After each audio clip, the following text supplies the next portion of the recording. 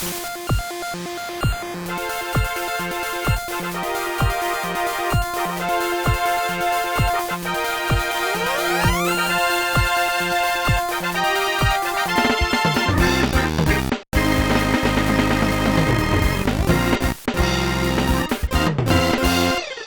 everybody. Hello. Welcome to Super Breakfast Friends Club, the show where nobody gets sick ever. Ever. And nobody misses a week. Nobody on this show has ever had COVID. How many episodes have we done with COVID now between us? I don't know. I feel like I probably was only able to crank out one when I was sick because I physically lost my voice. Yeah. I've done at least 2 episodes with COVID now, I think. I don't know. Most of the times when I get COVID, I'm not here, so. That's true. You get trapped in another country. This is the first time I've actually had COVID in my house. Is that true? Yeah, I think so. You have COVID like every other week. Well, get out of my apartment. I would never enter it in this state. I'm Typhoid Mike. And I'm not. And let's listen to the theme song of a show.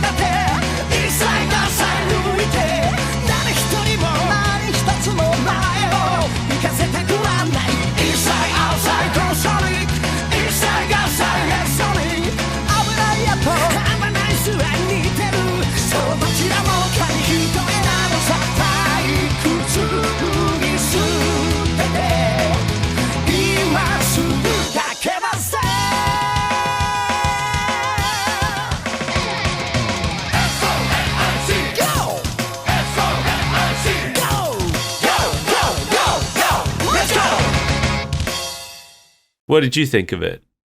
It's fine. I like it. I know. You like everything Sonic puts his grubby little hands on. That's not true. I just like this one. It's fun. It's bouncy. It's fast. Yeah. Much like our Run Fast man himself. The whole conceit of it is that it's made up of sound-alikes between English and Japanese phrases, which I'm assuming was inspired by Sonic's habit of peppering his speech with English phrases. Where did Sonic learn English? From England. That's not where I learned it from. Well, it's one of those things that's like not really translatable, right? Because in the Japanese version, he peppers his speech with English phrases, which makes him sound like he's traveled, you know? Yeah. That's the impression they get from him in Japan. They're like, oh, this guy's seen the world. He knows a bunch of English. He knows one other language, kind of. But if they did the equivalent for the English version and just had him pepper his speech with Japanese phrases, he'd be a weeaboo. Yeah, the effect would be like, oh, this guy's a nerd.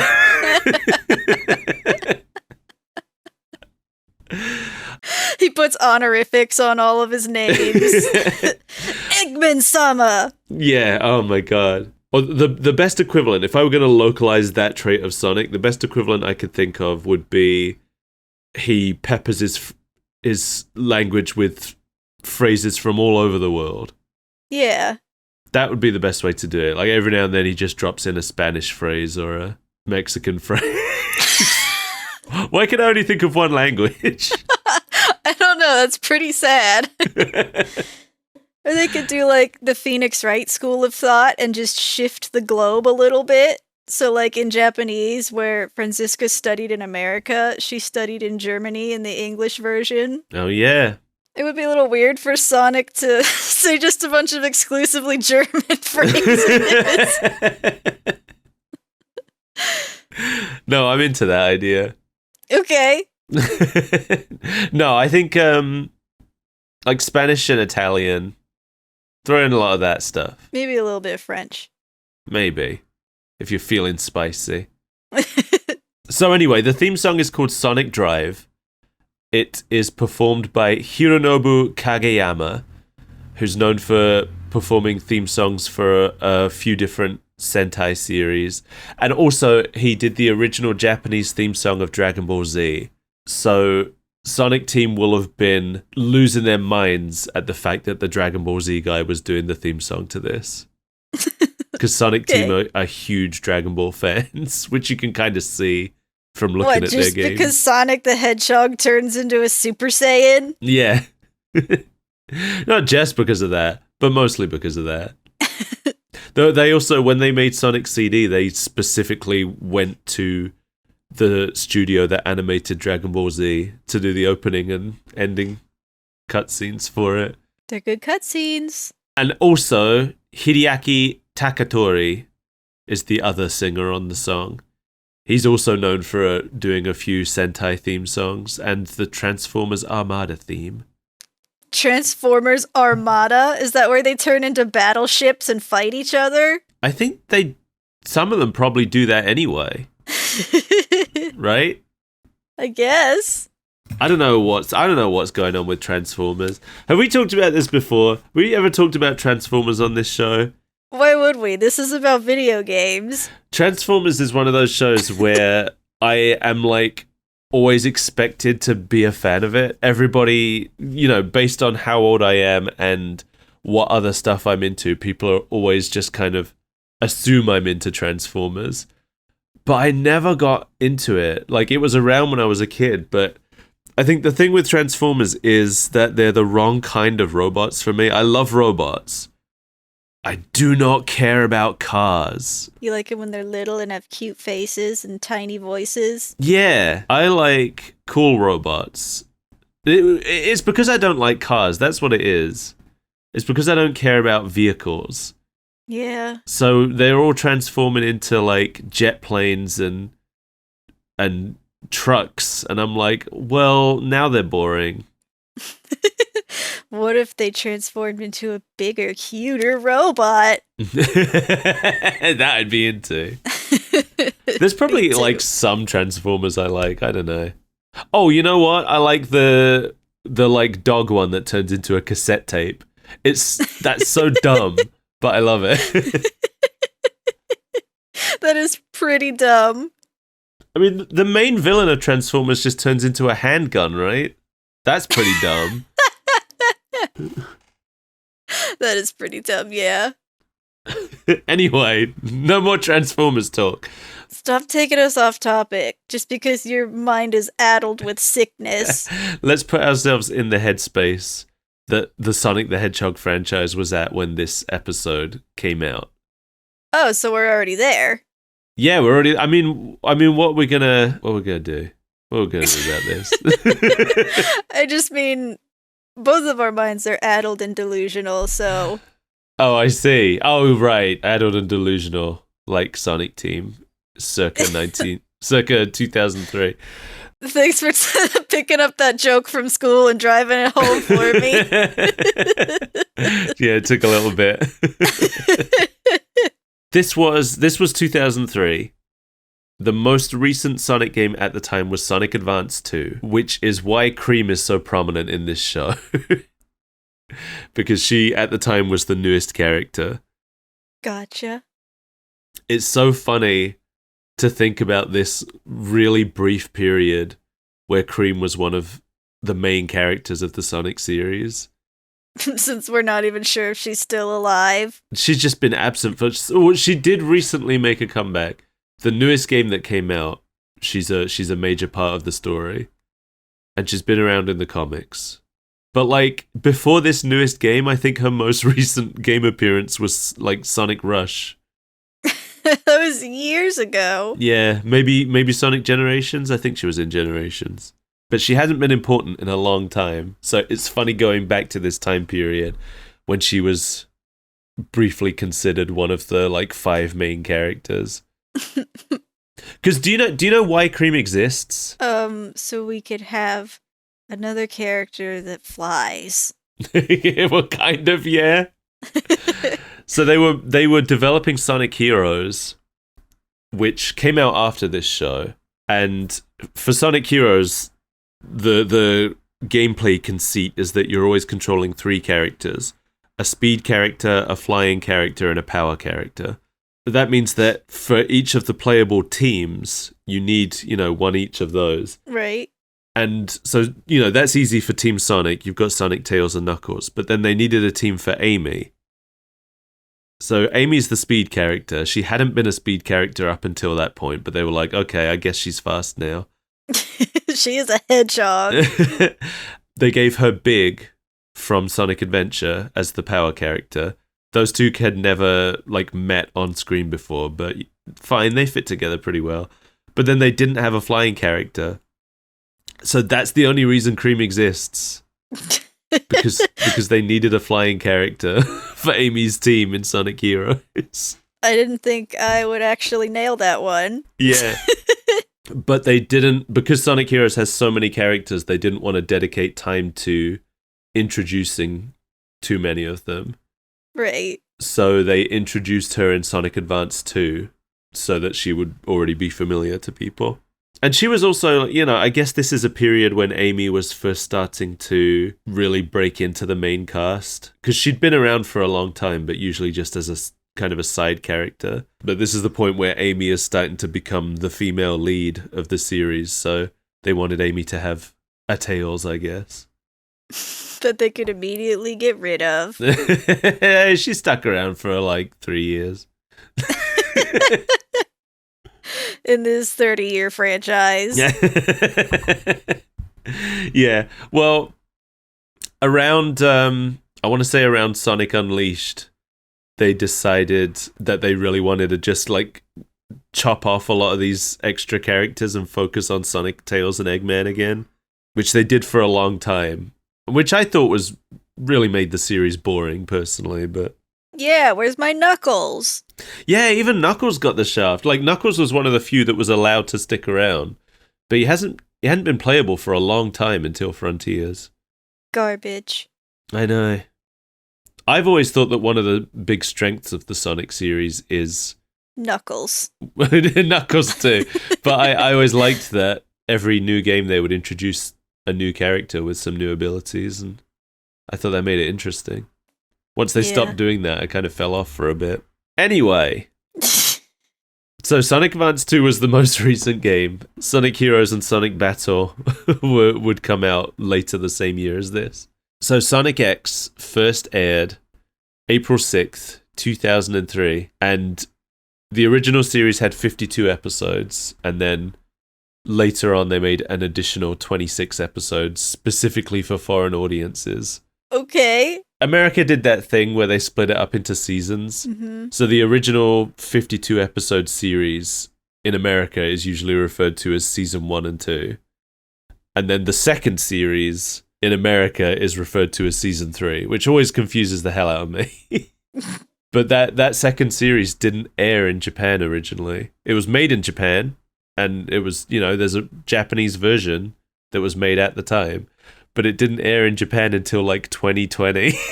Why? I don't know. I guess the show just wasn't successful enough to warrant airing it. I guess it was more successful overseas, so they made these extra 26 episodes to air in America and France, and we had access to the Japanese version because it aired in China with Chinese subtitles. Mm-hmm. So we've had the Japanese version, but Japan didn't get the Japanese version until they were struggling for content during the pandemic. That's wild. And they were like, hey, we've got this stuff that we never aired. Let's put it on. Let's drop all the garbage on them since we can't make more.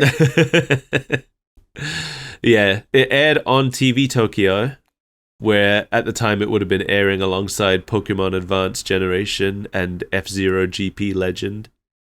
Our favorite show. Yeah. Oh, we'll go back to it. Yeah, this episode gave me some F-Zero vibes. Yeah, it's around the same time and on the same channel, so. Let's just turn every show into F-Zero. according to Yuji Naka, one half of the creative team behind Sonic himself, this is the show that got the closest to Sonic Team's vision for the series. Really? Yeah, for all the shows before this, Sonic Team were consulted about it, but their input was mostly ignored. That's true. I mean, when we look at the other Sonic shows, not great. Yeah, but for this one, they actually had creative control over how the characters were portrayed and stuff. So if you want to know how Sonic and his friends are supposed to act, this is the closest we've gotten in a TV show, apparently. This is the Bible for it. Yeah. This show was produced by TMS, Tokyo something. This is the professionalism people have come to know and love. We've talked about TMS before a few times. They're known for DuckTales and Tiny Toons, Animaniacs, Batman the Animated Series. They had a history of Sonic already because they had animated some episodes of Adventures of Sonic the Hedgehog. They had a family history of Sonic the Hedgehog. Yeah, they animated a short that's on the Sonic Jam game disc, which was really well animated. I haven't watched it in a long time. It was apparently made to be shown at theme parks, which is really unspecific. I don't know what it means by that. Just any theme park that'll have it. Yeah, I wonder if maybe they showed it on screens at like Sega World or Joyopolis or something. But it's an animated short. I think it's only a couple of minutes long, where Eggman sees a bunch of news articles about how Sonic's being given some kind of award, and then he dresses up as Sonic and goes on a rampage around the city to ruin Sonic's image. What do you mean dresses up as Sonic? They don't have anything close to the same body type. He fools everybody, Mel. That would be like me dressing up as you, and everybody believes it, even though I'm like 3 feet shorter than you are. You could pull that off. It's all about attitude. I don't think that's true. Here he is. It's the spitting image. Listen, in the short, everyone falls for it, okay? I don't know what to tell you. They also thought that he was Santa Claus. Sonic the Animation, it's called. Look it up. It's good. It's funny. It was a joint production between TMS and Sega Software R&D Department 3. They did all the backgrounds, because all the backgrounds in it are 3D. Mm. And all the characters are 2D. But the animation's great. I remember the first time I saw it back in, will have been like early 2000s probably, when it ended up on the internet. The first thing I thought was, why couldn't this have been the Sonic cartoon we got? Yeah, I'd watch it. Because the animation is so good. It's funny, but it's only, how long is it? It's 1.5 minutes.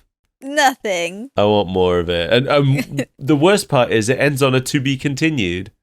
And it never got continued. Oh no, that's the greatest injustice. I know. So we never see how Sonic reclaims his name? No? Wow. What a dark timeline. I'm going to show you a couple other screenshots from it just to give you a sense of like how great this looks. It's like, look at how nice. Pretty cute. I want this Sonic show to exist. That we've never had a Sonic show that looks this good. Yeah, it's real like Animaniacs quality animation. I love it. Yeah, that's exactly what this looks like. Yeah. Anyway, back to Sonic X, which is animated by the same studio as Animaniacs, but not to the same level of quality. Yeah, TMS actually, funnily enough, TMS are actually owned by Sega now, but they weren't when they made this. Sega had a hostile takeover so that they could truly make their Sonic vision? I think kind of, actually. From reading about it, it sounds like Sega basically, Sonic X finished, and then Sega were like, you know what, let's buy the majority shares of this company, and now we own them. That's just the end of their evil scheme? I guess. That's probably why TMS are the same studio that did Sega Hard Girls, because Sega bought them and made them do it. Sega is, as I have learned, very in love with themselves. So I can see that. Like, let's use our television production company to make a show about our games and our game systems. Yeah, 10 years after we stopped making them. And also, nobody watches the show, but we keep making it and putting it on really late at night anyway. We watched the show. Yeah, and I loved it. Me too. But I don't think many people watched it. Oh, anyway, episode 1, Supersonic Hero appears. It's him. It's the man, officer. It's Sonic the Hedgehog. Oh, I was unfamiliar. Oh, who did you think it was? I don't know. Knuckles. No, that's just who I hoped it was. I know how much you love Knuckles. Well, this episode was written by Hiro Masaki, who is known for writing for Digimon. There's a lot of Digimon episodes of various Digimon shows written by this guy. Digital monsters? The very ones. Those are them. The champions. Yeah. He also wrote for some Transformers as well, but Digimon's what I'm interested in. As we have previously discussed. All the animation in the opening sequence is taken from the unaired pilot. Oh. Which is why it's like not quite right. Did you? I don't know how much you were paying attention. Not that much. It's all like a little bit off from what happens in the actual show. Well, I'm not as familiar with the Sonic Hedgehog as you are, so I was like, I don't know, that's probably what happens. There's a part near the end where Tails just kind of launches a bunch of what seem to be shards of the Master Emerald at Sonic. And then Sonic uses them to, I guess, turn into Supersonic. I don't know. It's all like slightly off from what the final show ended up being. This is the We Have Sonic at Home opening. Yeah, but the annoying thing is, like, some of it I would have preferred.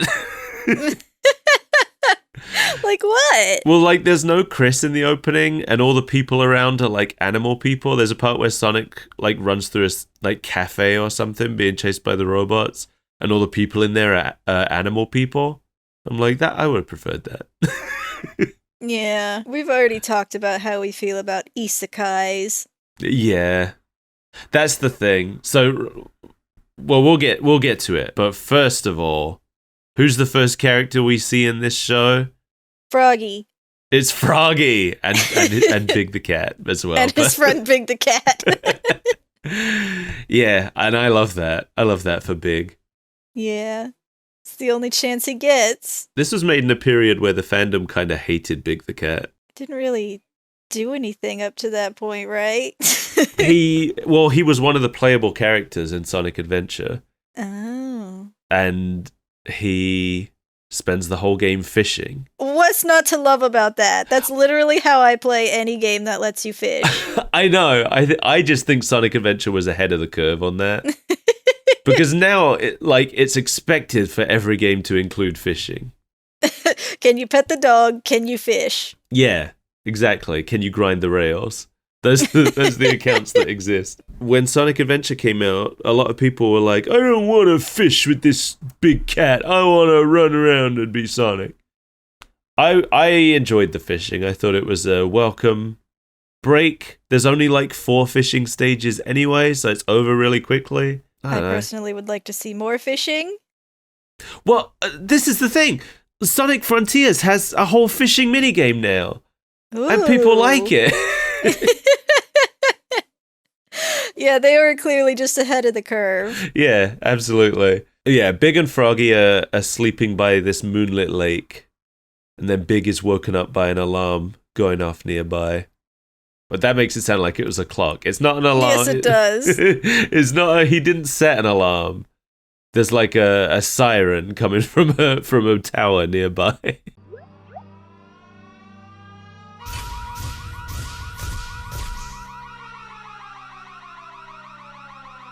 A security breach. That's right. And it's Sonic, and he's attacking an Eggman base. What else is new? I think that this is the perfect way to open any Sonic thing. Just amid bullets and missiles. Yeah. I mean, this is basically how Sonic CD opens.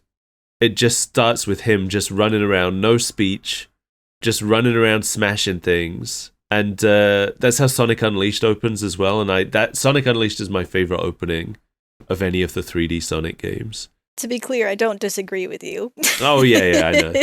This, I think, is a really good introduction. If you don't know who Sonic is, this kind of immediately introduces you to who he is and what he does without having to say anything about it. This is the best part of the episode. Yeah, I love this part. It's fun. Yeah. It's really well animated, which is something Sonic X... Sonic X's animation quality is very uneven. They usually saved all their budget for the important episodes, but then that means that some of the less important episodes look like poo-poo garbage.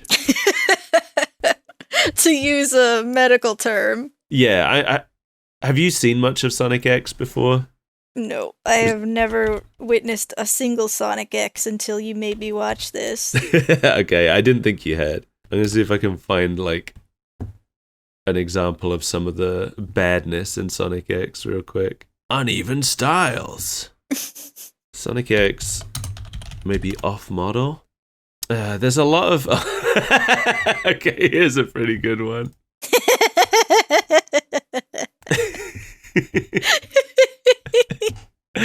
I know how much you love off-model frames. Yes, I do. You should make that an emote. Yeah. Here's an off-model Knuckles with fingers. Ew. Yeah, isn't it weird? Why is that so uncomfortable?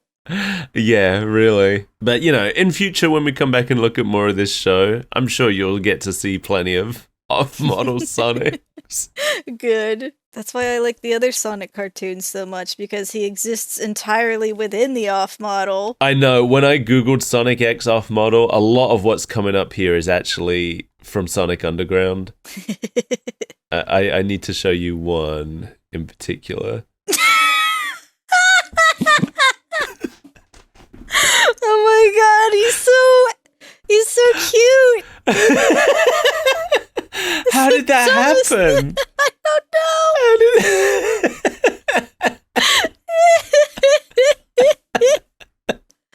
There's so much wrong with him. I know. Oh, I love him. I wish that was the real Sonic the Hedgehog. Yeah. You should at least be in the show somewhere as maybe a different character. If Sonic can make it into the movies, we should get this guy into the show. Yeah, for real. So Sonic the Hedgehog is played by Junichi Kanemaru, who has been playing Sonic since Sonic Adventure and is still playing Sonic to this day in Japanese. He has actually become Sonic the Hedgehog in real basically. life. He doesn't do a whole lot else. Being Sonic the Hedgehog is his main deal. And the thing is, in Japan, whenever Sonic speaks, this is him. So, where we have different voices for Sonic for, the movies and different TV shows and things, in Japanese, It's always this guy. Yeah, he's Sonic. Yeah. And I think he's perfect. When it comes to the English voices, I've got, different ones that I like for different things. But when I'm thinking of, what does Sonic the Hedgehog sound like? Junichi Kanemaru's voice is the one that I go to. My name is Sonic! Sonic the Hedgehog da! We just gotta get him fluent in English, and then all of our problems are solved. He's pretty good at English. That's the reason he got the job, in fact, is because he knows a lot of English. I can't remember who it was. someone who's high up in the series has said before, it might have been Takashi Iizuka, the guy who is like literally in charge of the series now. But somebody said that like when they're thinking of lines for Sonic, it's Junichi Kanemaru's voice that they're always thinking of, because he is the Sonic the Hedgehog to them. Always got Junichi on the brain. Yeah. Junichi Kanemaru also played Harley in Pokemon. Oh, okay. That's the guy the with... pointy cactus man. Yeah, the cactus suit. He was pretty good. He was a recurring character during the Gen 3 era, I guess. I think that was the last time I really watched the show. Yeah. For me, I missed a lot of the Gen 3. I didn't watch a lot of Gen 3. I came back during Gen 4 and then left again during Gen 5, and I haven't really watched any Pokemon since then. No. Pokemon's dead to me. Except in the games. I want to go back and watch it. I mean, we'll have to for the show eventually. It's our job now. In English, Sonic is played by Jason Griffith, who also plays Shadow in this show. They purposely didn't want Sonic and Shadow to have the same voice in the games, so they cast two different people. But 4Kids didn't have that hang up, so... No. Or that budget. In fact, 4Kids also cast him as Jet the Hawk later on in Sonic Riders. My brain is weird today. I keep trying to preempt what you're saying, so I thought you were going to say Jet the Horse? Jet the Horse, my favorite character. Could you make a horse in that one Sonic where you could make a Sonic? No. Cowards. There is concept art for horses, I think, but they didn't make it in. Sad. Yes, there is a horse. You want to see what a Sonic horse looks like? Yeah. Or at least what it would have looked like if they'd put it in. It's the second one in at the top right. Oh, okay. I wouldn't have pegged that as a horse. No, but that's apparently what a horse looks like in the Sonic universe. The thing is, when it comes to Sonic characters, they have a very specific design. Mm-hmm. And making them different animals is mostly just about like finding recognizable traits of that animal and putting them onto a Sonic. Right. So like a lot of people, when they're designing Sonic fan characters, will make it a little bit too specific to the animal, and then it doesn't look like a Sonic character anymore. Yeah. And then you just have a furry. Which is a different Sonic thing. is not. Sonic is like the midpoint between furry and Mickey Mouse, right? I feel like. I mean, I get where you're coming from, but Sonic's furry. Is Mickey a furry? I mean, I feel like if you're creating a fan character within the Mickeyverse, it's because you like making furry characters. And there's nothing wrong with that. I have such a hard time thinking of Mickey Mouse as having fur, though. He just looks like he's made of ink or something. Yeah, just smooth. Yeah, he just looks like a blob. But he is a mouse. He is a mouse, that's true. But anytime anybody draws his ears in a way that they... Because, you know, Mickey's ears are designed so that they are always facing the camera. Mm-hmm. So they essentially are just like two balls. And no matter which way his head turns, they move around his head. So they're always in the exact same spots. Right. Anytime anybody draws his ears so that they actually like move like a mouse's ears would in 3D space, it skeeves me out so bad. Skeeves you out. You know what I mean? Yeah. It's like, that's why I don't like Mickey in Kingdom Hearts. I don't like to see Mickey in Kingdom Hearts because he's got those like solid 3D ears that move like he's an actual physical shape. He's got those make sense ears. Yeah, and I don't like it. That's why I loved Epic Mickey, because they went to such lengths to program the ears to work the way they would in 2D. Instead of...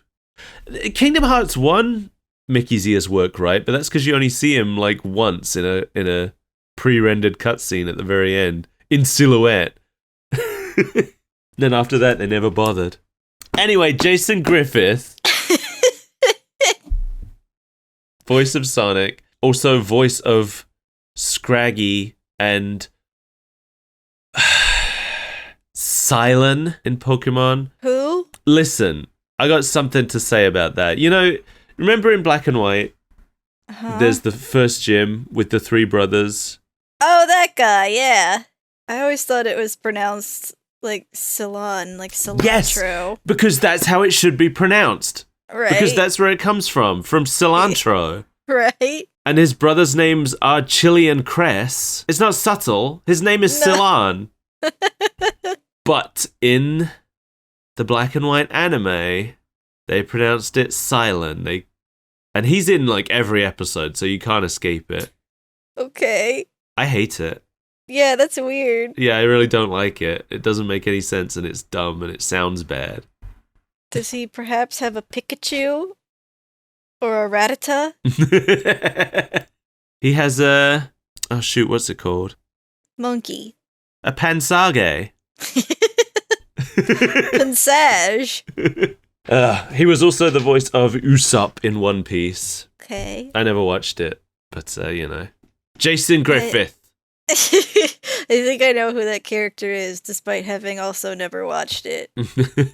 None of the robots in this really look like Eggman robots, right? Right. They're all kind of like generic anime robots. Except for his little buddy, his little man in the chair. He's got two of those.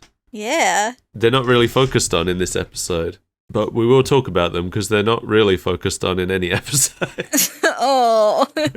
But yeah, I thought it was kind of a shame we don't get the like brightly colored, googly-eyed, bug-shaped Eggman robots that we're used to. But we don't get crab meat.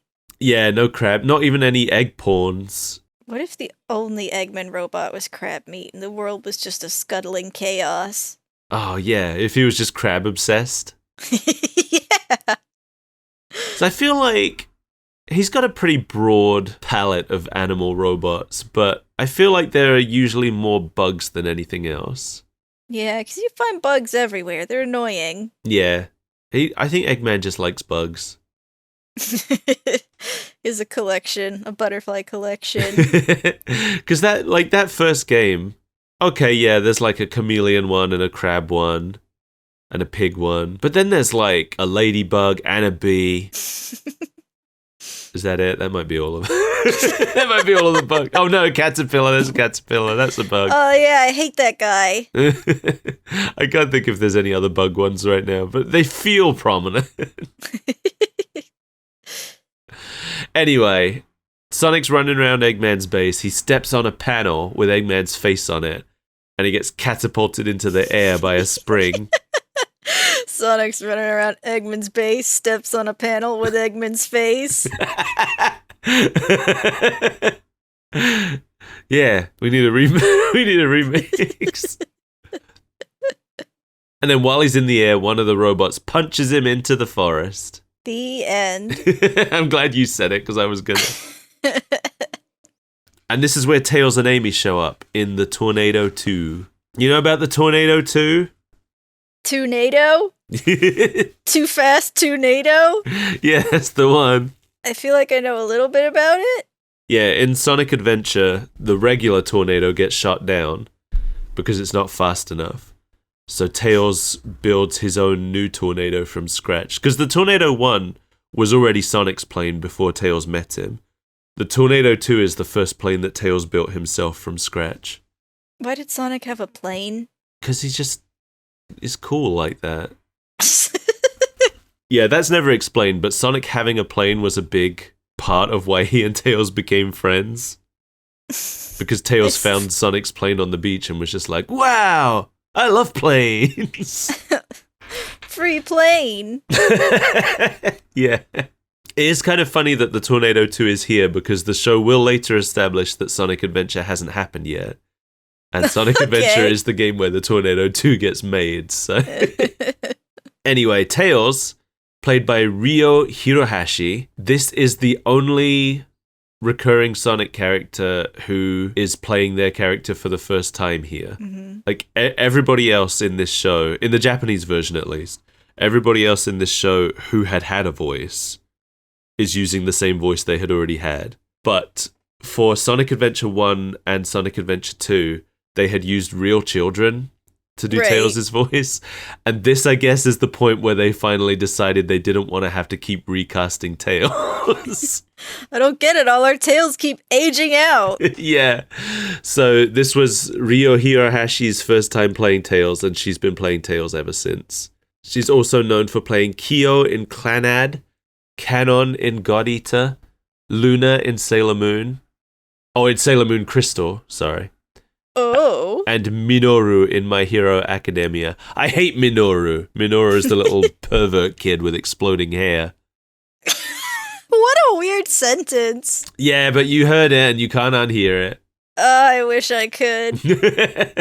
In English, Tails is played by Amy Pallant, who didn't do a whole lot outside of Sonic, honestly. She was Shaymin in Pokemon. Cool. And played Kayla and Princess Cupcake in Fighting Foodons. Okay. I don't know what that is. No. But after they recast all the voices, it looks like she pretty much just stopped acting. I mean, So if she couldn't be Tails, what point is there? yeah. But yeah, I should say also the voices that 4Kids have in this did continue being the voices for these characters after Sonic X for quite a long time. Cool. So Jason Griffith, this was his first time playing Sonic, but he continued to play Sonic up until like 2010, I think. So almost 10 years. That's not bad.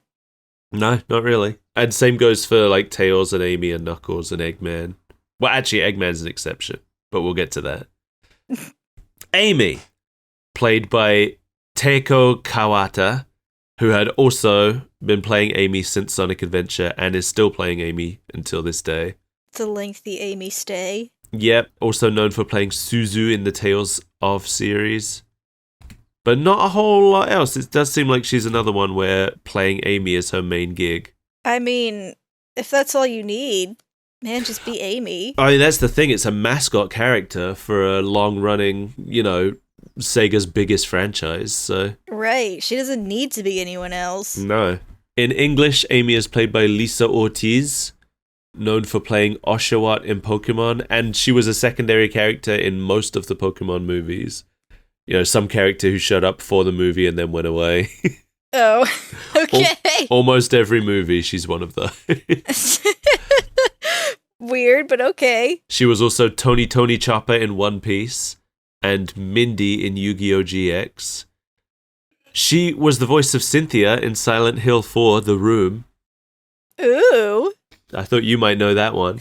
I do. You should know that one too, because of how much I've thrown it in your face. Yeah, I don't think I ever heard her though. I think I've only... Which one is Cynthia in Silent Hill 4? Is she the one in the next room, or is she the one or not roommate, the next door neighbor. Okay, alright. I wasn't sure if she was that one or if she was the one that you meet in, like, the subway. Oh, I know, you're right! Oh, is she the subway one? Eileen is the one that lives next door to you. Cynthia is the subway girl, you're right. Ah, okay, alright. It's been a long time. I can't remember names. It's okay. We've all been there. Lisa Ortiz is also known for appearing in several mockbusters. Mockbusters? Including Ratatouille, Little Panda Fighter, and What's Up? You can probably guess what those were all trying to trick people into thinking they were. Oh, yeah? Yes, I can. So the Tornado 2 gets shot a bunch and starts smoking. But Tails can't do anything about that because he has to shoot a missile directly at Sonic. Do it. Kill him. Then the missile drops a ring into the forest, and then there's kind of a distant glow from where it landed and where Sonic landed. And then suddenly Sonic shoots out of the woods and he's a ball now. So, are rings ever really dealt with in the series? No, not really. This is our one and only shot at, hey, remember those things from the game? We swear they do something. They're in the series throughout, but they're never explained. For some reason, the tornado produces rings, and Tails gives them to Sonic. And it's a weird quirk of Sonic X that Sonic seems to need a ring in order to perform a spin attack in this show. Okay. he can't just curl up into a ball and roll around like he usually can. No, he needs to eat a ring first. Yeah, he has needs his iron. He has to he has to get a ring, otherwise he can't do the main or No, I think it's fair to say it's the main thing that he does. He's too anemic. He has to eat the ring and then he gets his energy to roll around. Anyway, he busts his way through all the robots, which is pretty cool. I don't like the fact that he needs a ring to do it, but once he's doing it, I'm like, oh, this is awesome. He's just smashing stuff up. Just forget about the ring. Yeah. I did. You gotta. I really liked it. I liked him busting through the robots. I like the slow motion shots of the robots just kind of coming apart. Everybody already knows you have a crush on Sonic the Hedgehog. Well, your crush is coming up in a second. Yeah, he is. So Sonic is sent flying up into the upper floors of the tower. Meanwhile, the Tornado 2 is crashing, and it's about to hit a rock. But just before it hits the rock... A fist from the darkness!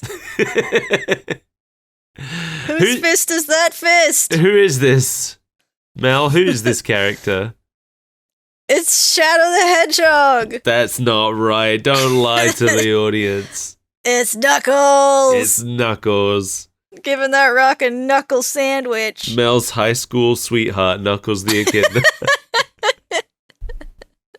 Knuckles is played by Nobutoshi Kana, who, guess what, has been playing Knuckles since Sonic Adventure. No way! And is still playing Knuckles to this day. I don't believe it. He's also known for playing Guts in Berserk and Ryo in Project Arms. He is Tasuki in Fushigi Yugi, Maxi in Soul Calibur, Kabuto in Naruto, Hitotsumi in Kamen Rider, Takaya Sakaki in Persona, and Chao Pi in Dynasty Warriors? I don't know if I'm pronouncing that right. I might just cut that last one. Sorry, Chinese language. So he's pretty accomplished. He's done a lot of big name stuff. Yeah. In English, Knuckles is played by Dan Green. Hey, I know that voice. Everybody knows that voice. We've talked about him a few times before because he was the voice of Hudson Horstachio in Viva Pinata. He was the customer service guy in Kirby. And he was Dr. Stewart in F-Zero. Oh, yeah. So Knuckles is annoyed that Sonic is going overboard. As usual. But that's why we love Sonic. Yeah, but somebody has to be annoyed on his behalf, otherwise he'll never learn. I do love this shot of Knuckles just like looking at the tower in the distance, and we can just hear like distant echoing explosions. And Knuckles is just like, isn't this too much? This is a little bit much.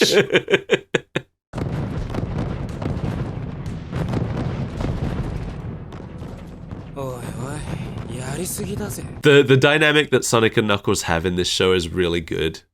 It's real like unstoppable force versus immovable object stuff. Which is the perfect way to write these two, I think. But which is which? Oh, you know which is which. Knuckles is immovable. Once he's got his feet planted. But he's also unstoppable. Once he's got his fists planted. But Sonic's only one of those things. I don't think Sonic's immovable. He's only It's unstoppable. Sonic isn't as versatile.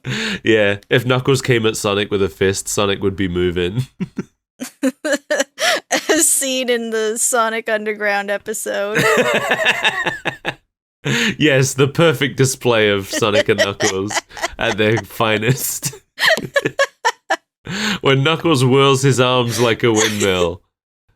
And slowly approaches. If Sonic gets hit, it's his own fault. Truly. So we're back in the tower, and all these big thick metal doors are closing. And they're all only like a few feet apart. Yeah, you really got to protect that hallway. This is something I think is funny because it's like seems like it's way too much, It's like, that's a ridiculous level of security, Eggman. You don't need that much security. But then, like, not only is it justified to deal with Sonic, but it's not enough. Right. He just busts through all of them. Yeah. In the control room, Eggman's henchman, Deco, informs him that he's closed all the nearby doors to stop Sonic getting through. So this is Deco and Boko. They are Eggman's... They are the scratch and grounder of this show, basically. Okay. There's a lot to say about them. It's funny, because they aren't ever really properly introduced, I don't think. They're just here. And over time, their role slowly gets bigger and bigger, but there's no point where it's like, here are these two, this is what their deal is, you know? I feel like it works that way, though. Like, Eggman just built robot friends one day. It doesn't need any fanfare. It's just It does a thing work. he's done. Yeah, no. It works fine. It's just that it means for the purposes of what we're doing, there's no real point where it makes sense for me to go like, here are these characters and here's their deal. I see. So I'm just going to talk about them now, even though only one of them has one line. So their name comes from the Japanese term dekoboko, which basically apparently means like rough or unfinished. And I didn't realize this until now when I was researching it, but they've got panels on their chest, which I thought were just like squarish random shapes. But it turns out they are actually the kanji that make up the word dekoboko. Oh. They are designed to look almost exactly like characters from an earlier TMS show, Kinkyu Hashin Saver Kids. Okay. And these characters were called Omega and Epsilon. I like his bowl cut. Yeah, they look almost exactly the same as Deco and Boko. It's definitely a reference. Deco even has the same voice actor as Epsilon did, apparently. Oh, they did a swap. Yeah, I guess so. So, Deco is played by Ken Yamaguchi, who didn't have a lot of stuff. He's known for playing Epsilon in that other show, and he's known for playing Ein in Fist of the North Star. Cool. In English, Deco is played by Andrew Rannells, who we've talked about before, because he was the voice of Rick in Kirby. Oh. He's that guy who went on to become so big in musical theatre that he ended up playing himself in a Simpsons episode. Gotcha. That's that one. Here he is playing a gold robot. You gotta start somewhere.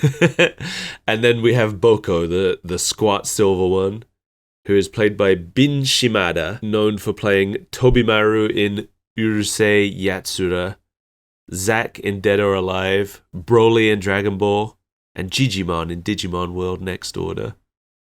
I knew that one. Proud of you. In English, he is played by Darren Dunstan, who is known as Maximilian Pegasus in Yu-Gi-Oh! The Maximilian Pegasus? The only one. Wow. He was also Kain in Kirby. Kain hasn't had any lines yet in episodes we've watched. But we saw him. Yeah, we did see him. He was also Splinter in the 4 Kids Ninja Turtles. And he played Swellow, Grovyle, Combusken, and Munchlax in Pokemon. Cool. Eggman's all pissed off because Sonic keeps getting in his way. And Cream is like trapped nearby in a pod with cheese for some reason. She says that Sonic only keeps bothering Eggman because Eggman keeps doing bad things. I don't know why Eggman has kidnapped Cream. No, it doesn't make any sense. She doesn't seem to be necessary for his plan in any way. I think maybe because there's a good chance that him kidnapping Cream is the only reason Sonic showed up. Yeah. So maybe Eggman literally just kidnapped Cream to get Sonic's attention. To lure him. But also, why would he need to do that? Because didn't he already have, like, all the Chaos Emeralds or whatever he's doing? I do have a theory about it based on something that happens later, but I'll talk about that when we get there. Okay.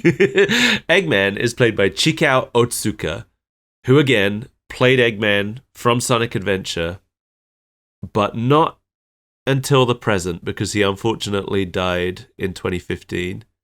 Oh, rest in peace, King. He was such a good Eggman. I love Eggman. I know we don't get to see much of him in this episode, but he's so funny in this show. And in the games as well, obviously, since it's the same guy. But yeah, the last main Sonic game that he recorded Eggman lines for was Sonic Lost World. But they kept using archive clips of his voice in spin-off games for a little bit afterwards. Yeah. He also played Tao Pai Pai in Dragon Ball. He played Moriarty in Sherlock Hound. Okay. He played Captain Hook in the Peter Pan anime, and then went on to play Hook in Kingdom Hearts as well. Cool. And also Xehanort in Kingdom Hearts. Not him. Yeah, he's going around He's going Norton around people. Norton everyone. That's Eggman. That's Eggman doing that. Eggman! Now it all makes sense. He also played Wario a few times in commercials, but I don't think he played him in any games. He played Piemon and Apocalypmon in Digimon. Apocalypmon! Yeah, you heard me. He was Dr. Londes in Cowboy Bebop. That's the guy who had, like, the cult. I don't know if you've seen that far, actually. I don't think I have. And he played Gold Roger in One Piece. In English, he's played by Mike Pollock. Mike Pollock was playing Eggman for the first time in this episode, but he is still playing Eggman to this day. Ooh. He's a pretty dang good Eggman. Good. We've talked about him before because he was Langston Lickertoad in Viva Pinata. Why is Viva Pinata? I know 4 kids, but I still don't ever want to remember Viva Pinata exists. He also played the mayor in Kirby. Is that better? Okay, that is better. And then we have Cream, played by Sayaka Aoki in Japanese. This was Cream's first voiced appearance, but Sayaka has continued to play Cream in every appearance since. All 2 of them. Yeah. She is also known for playing Kino in the Lime Eero series, which is something we will eventually look at because I'm pretty sure it's based on a visual novel. Uh-oh. And Lysianthus and Kikyo in the Shuffle series. I don't know about that one. Those are some words you said. Yep. In English, Cream is played by Rebecca Honig, who also plays Cheese, Vanilla, and Maria in this show. Just her whole family. Maria's not... conspiracy. Maria's related to Cream. But yeah, basically everyone tangentially related to Cream is played by Rebecca Honig in the English version. She also played Nojiko and Makino in One Piece. I don't know who they are. Mm-mm. It seems like she basically stopped voice acting after she was recast as Cream. Like, that was basically the end of her career. She was like, I can't be Cream the Rabbit anymore, I'm done. Fuck you. Good luck finding a better Cream. Then we have Cheese, who in Japanese is played by Ryo Hirohashi, who's also playing Tails, and in English is played by Rebecca Honig, who's also playing Cream. So, as previously stated. Yes, no need to talk about Cheese anymore, except to say that I hate both of these voices for Cheese. Take that. Listen, in all of the games up until this point, Chow had always just spoke in like baby babble. Yeah. And it's adorable and I love it. So when they took away that like adorable babbling and replaced it with somebody just going I was annoyed. They turned Cheese into a Pokemon and I didn't like it. Maybe he'll get enough experience to learn to speak, but he'll never be able to evolve into Persian. They have kind of gone back to using the baby babble in recent stuff, which I'm really glad about because it's so cute. In some of the more recent animated shorts they've done that have Chow in them, they're just using the babble noises.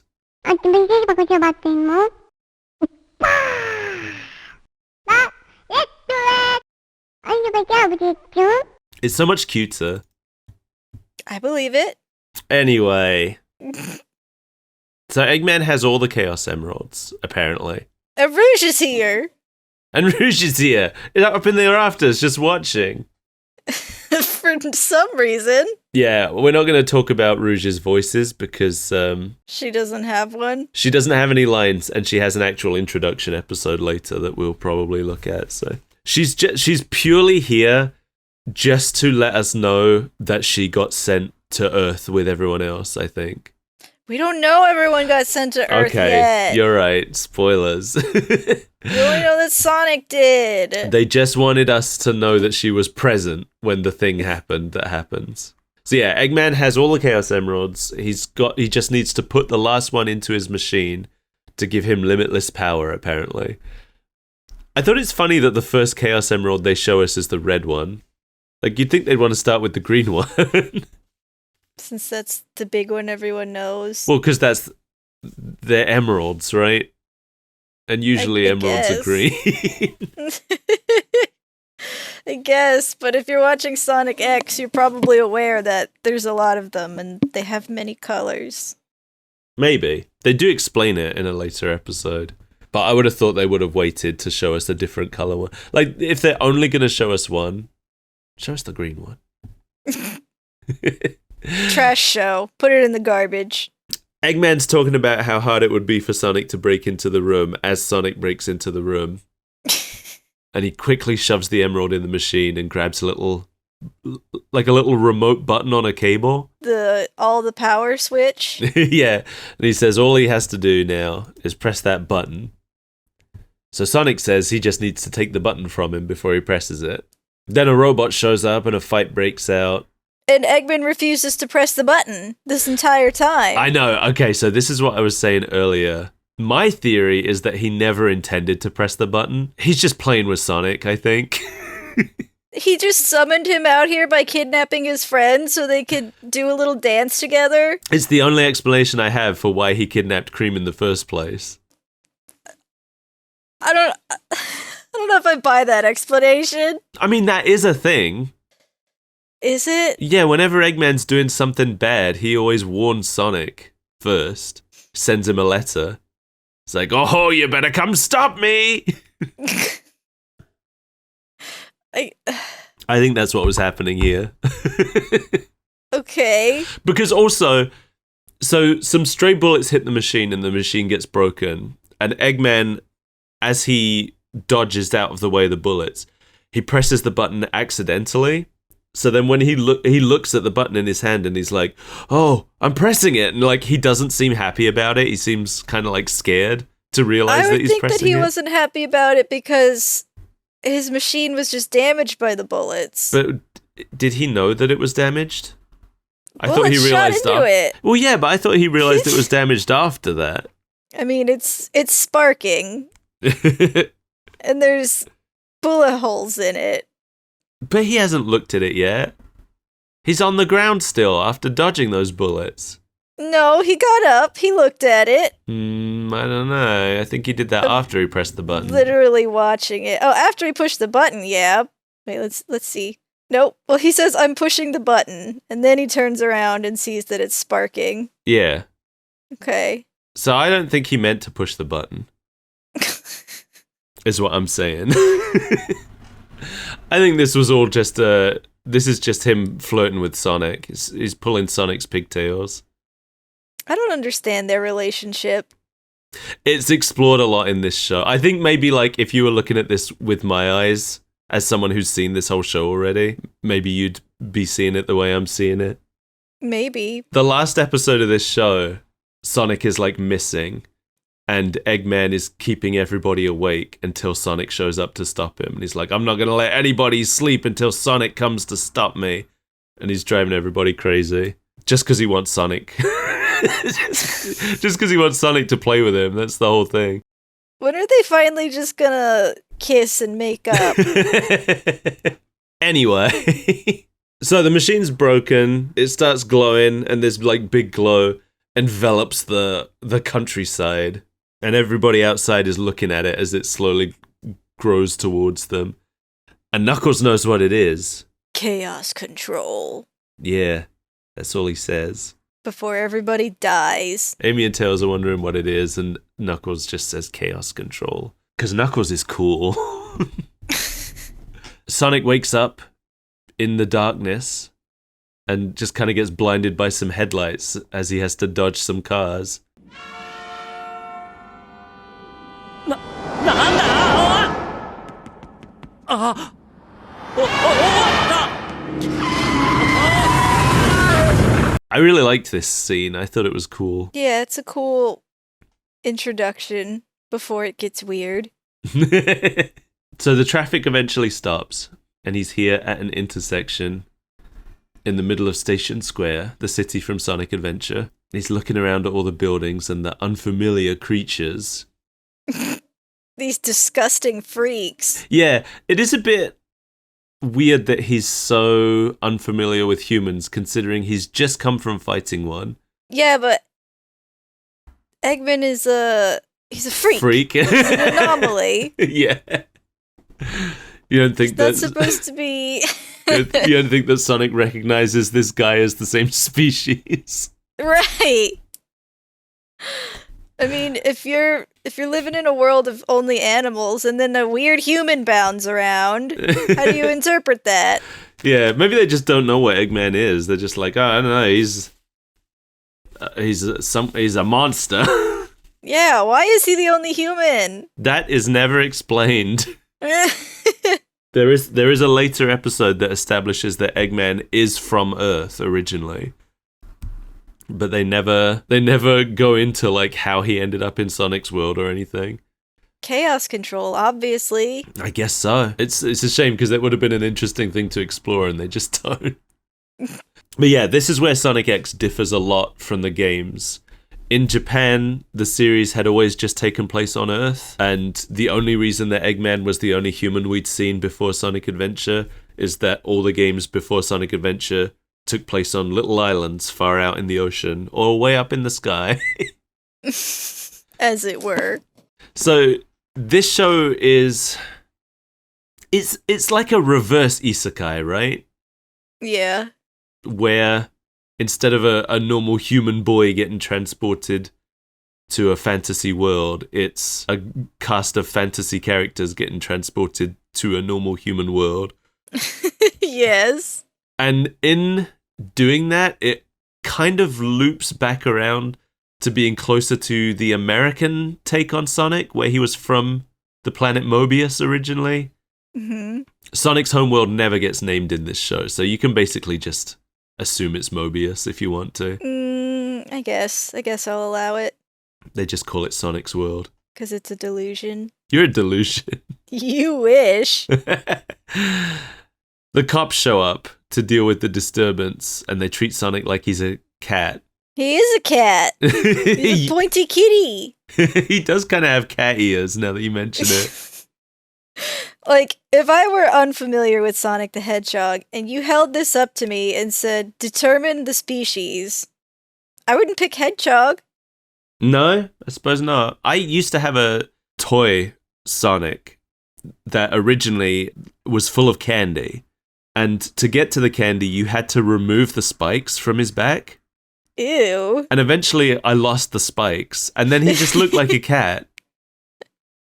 So Sonic is a cat confirmed. Sonic's a cat with a funky hairstyle. Yeah. He's just an overly designed fursona. I do like, as these cops are like trying to coax Sonic off of the road, he just doesn't talk to them at all, but he manages to give them attitude with his body language. Like, they're aware that he's sassing them, even though he's not saying anything. They're not bothered by the fact that he is standing on his hind legs and also wearing shoes. No. You've got to have some level of suspension of disbelief to buy what's happening here. Because they don't assume that he can understand what they're saying. No. They try and grab him and he just kind of dodges them a little bit. Not even a lot, he just kind of sidesteps it and continues. Shuffles. Yeah. One of them gets annoyed and pulls out a club to hit him, and then this superior officer shows up and is like, hey, come on now. It's just a cat. We can't beat another one to death. Not again. Not twice in the same week. Not in front of all these people. What you do in your own time is none of my business, but there's witnesses. So the police all surround him and they try to dogpile him at once. And then there's this little slapstick comedy moment where they all jump into a pile and they think they've got his limbs, but they've actually got each other's limbs. And then they pull themselves in a spinny circle of cartoonishness. Not as cartoony as this dog catching net. Yes, this is my favorite bit, actually. Like, I think this show has... I go back and forth on how I feel about the comedy in this show. But this part I really liked, where Sonic is just watching the police from the roof of a car with fascination. And he just kind of like shrugs at their antics, but then one of them catches him with a dog net, and he just starts running. and it's very Looney Tunes, the way the guy stretches. And then all the other cops grab onto him as they go by, and Sonic just kind of... A police car is driving up, and it like skids and turns sideways when it sees Sonic coming. And he just like deposits them all in through the passenger window of the car. Right, it's a good thing that window was open. Yeah.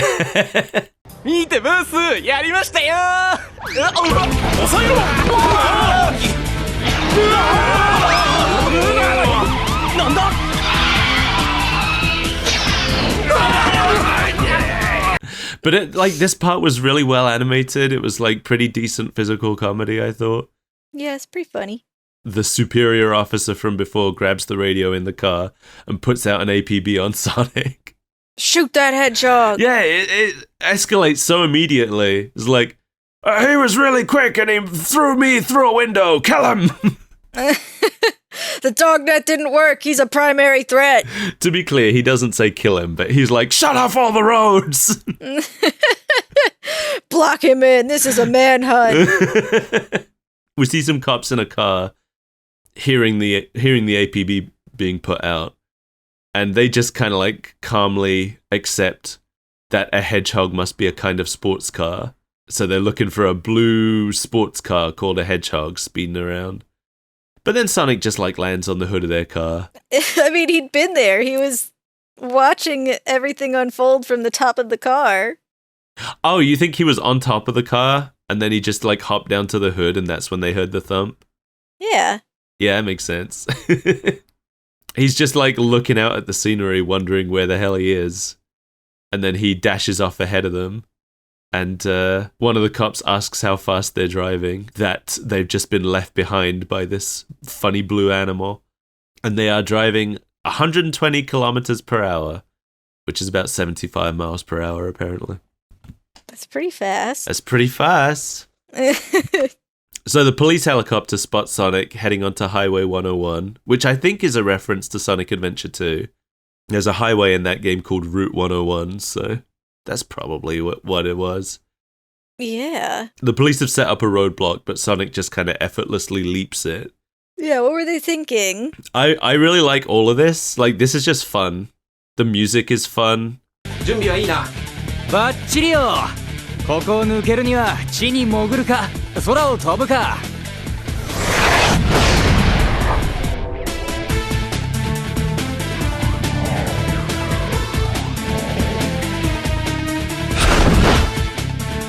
100m ジャンプするかな。Watching Sonic evade the police is fun. This is one of the reasons why I can't get on board with what the movies have done, where Sonic like idolizes this policeman. Yeah. Because I've grown up with this Sonic who is just like, man, fuck the police. Sonic doesn't follow anyone's rules. No, I just cannot buy Sonic the Hedgehog as someone who looks up to authority. That's not his style. No, that's not what he was designed to do. No. He's supposed to give the finger, but not actually the finger because he's aimed at children. Right.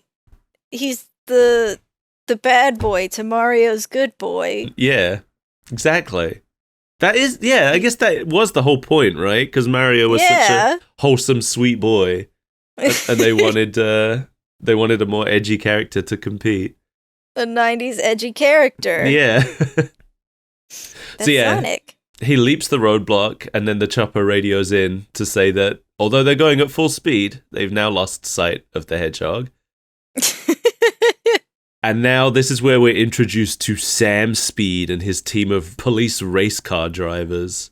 Yeah, I don't understand how this small town police department has the budget to have F1 racers at their disposal. No, especially since they even established that they, aren't necessary. Right. Like, who is out there driving 300 miles per hour on a daily basis? This is excessive. Yeah, this is the part of the episode where it starts to lose me. Up until this point, it's been very fun, very, engaging, very exciting. But then we get this long, dull scene of Sam and his team preparing their cars. At this point, I realized that it was like an isekai explaining the world more than the characters. This otherwise pretty normal world, but now we have to set up that there's this F1 police force and there's this guy trying to catch Sonic. But it doesn't even matter. I feel like they don't even show up again after this episode. I mean, the character does, but the actual police force, I don't think, are really a feature. Anyway, Sam Speed is played by Soichiro Tanaka. I didn't do a whole lot. Most of what I could find outside of this was Megaman.exe stuff. I guess Rockman.exe.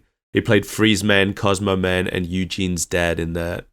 In English, he's played by Gregory Abbey, who we've talked about before. He was the voice of Rick Wheeler in F-Zero. So I don't appropriate. remember any of the character names. Yeah, truly. Rick Wheeler is the main guy. Okay. Rick Wheeler is the Formula One racer who died and came back to life in F-Zero times. Right. F-Zero times. And he just knows that, what's his name, Zoda is out there? Yeah. He's an alien now? I forgot about that. Me too. Sam Speed will later become more important because it turns out he's Chris's uncle for no reason. But oh no, Christopher, why are you in this show? Why do we need your extended family to appear? But now I'm just thinking it's like an Octodad scenario where Chris has to keep dressing up Sonic like he's not the hedgehog in disguise. Well, and his uncle will come over. Yeah. lamenting having not caught Sonic the Hedgehog. I mean, not to give too much away, but yeah. Good. Pretty much. Yeah, there's a whole episode about various people coming to Chris's house for a party and them having to hide Sonic and his friends. Like he's E.T., the extraterrestrial? Yeah, basically. One of Sam's pit crew tells him that he's put something special in his milk without telling the higher-ups. What a weird episode. What a weird scene. This is a euphemism. He's talking about the nitro fuel that he's put in the car, which is why Sam refers to it as milk later on. However, the Sonic Wiki believes this is a reference to Sam using performance-enhancing drugs. Why would he need to? He drives a car! No. He's not out there running. Listen, Sonic Wiki. They say milk later on in the episode too, when he turns on the nitro engine. Right. That's what they're referring to, clearly. This is written for kids. It's not that hard. It is weird that they call it milk, and I don't like that. But rub your brain cells together. They would. Yeah. Right. It's like they're not going to come out and say, I put this illegal thing in your fuel. Yeah, exactly. That's the whole thing. It's because he's using something that he's not supposed to be allowed. Drugs. Yeah. He put steroids in his fuel. Anyway, this whole scene, if you're really into cars, maybe this scene is cool and interesting. I'm not, as we established earlier. So this is really boring. But hey. Yeah. Now Sonic shows up again, so things are looking up for me. So things are fun again. Sonic is sitting on top of a streetlight looking up at the sky, And he says that the stars and the moon look the same as they do in his world. What could that mean? Was he sent through space and time? Was he the only one sent there? He doesn't really care that much. No, because now it's time to run fast. He thinks about it for a moment, and then he's just like, well, I guess I'll figure it out, and he hops down with a smile on his face. 場所が違うのか時間を超えたのか俺だけかみんなも一緒かま、いっかそのうちわかるだろ I love this about Sonic. It's like such a Sonic thing. Everybody's dead. Time to find new friends. His whole thing is that he's just living in the moment. He's too fast for the anxiety to catch up with him. Yeah, exactly. That's like a running thing that they explore in a lot of stories about him, is how he's not going to think about the past, even if it was just a couple minutes ago. He's just here for right now. I mean, I guess if you're a blue hedgehog, you can get through life that way. Yeah. If you're too fast for any problems to catch up with you.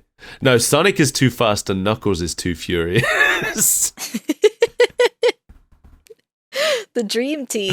Oh, that would have been the perfect tagline for Sonic and Knuckles if it came out after Fast and the Furious. Too fast, too furious. Too fast meets too furious. Sam shows up. Did they even introduce Sam by name in this episode? I don't think they did. No, on the ad bumper, it gives you a little thing. That's right. Yeah, I forgot about the ad bumpers. So the ad bumpers in the Japanese version give you these pretty extensive fact files about the characters, right? Yeah. Who were they in this one? Was it Sonic and Sam Speed? Yes. Okay. Because I remember for some of these characters, this is how we learned things about them that hadn't ever been officially revealed, like some of the ages of the characters and some of the heights of them. And most notably, Cream's mom's name.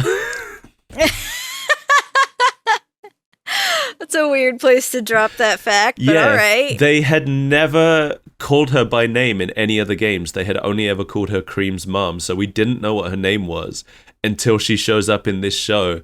And her fact card says, because even in the show, they only ever call her Cream's mom. But her fact card said Vanilla the Rabbit, and that's how we know that's her name. Is that like when you're a kid and you don't know somebody's last name, so you just say, thanks, Joey's mom. I guess so. Thanks, Mrs. Joey. Well, the wildest thing is that when we see Cream's house in a later episode, the sign outside says, the house of Cream's mom. Oh my god. That's just how everybody knows her in that world, I guess. That's so bizarre. Nobody ever comes to see me. They only ever come to see my daughter. I'll just put a sign outside. The International House of Cream's mom. As Sam talks to Sonic, he spells out for us that his department is pointless. Superfluous. Yeah.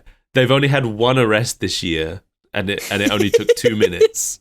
I wonder how much they're getting per paycheck. I wonder how much what they're are they getting on the payroll for? Like, it's not a small department. There's like 5 officers plus that entire pit crew. Yeah. It's not like it's a task force of like 2 people. Right. Ridiculous. Yeah, really dumb.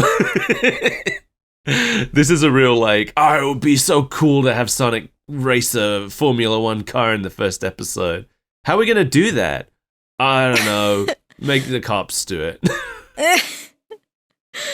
You're telling me that your local police department doesn't have speed racers? Yeah, so Sam is looking for a challenge and he's hoping that Sonic can give him one. Again, Sonic doesn't speak to him at all. But he does like signal to him that he can understand. Because like Sam makes a joke about ramen and then he's like, hey, you're supposed to laugh at that. And then Sonic kind of like, not exactly laughs, but like does a little chuckle. So he lets Sam know that he understands what he's saying. Maybe if his joke was funny, he could have laughed at it. Yeah. So the chase begins and this is where I start to check in again. No, this is precisely when I checked out. Oh, really? You didn't like this chase? Actually, no. No, I didn't. Oh, I did. Because I know that Sonic runs fast. I know that. I don't need to see cars racing against him to know that Sonic is fast. Oh, but I liked the way he was teasing him. That's why I checked in.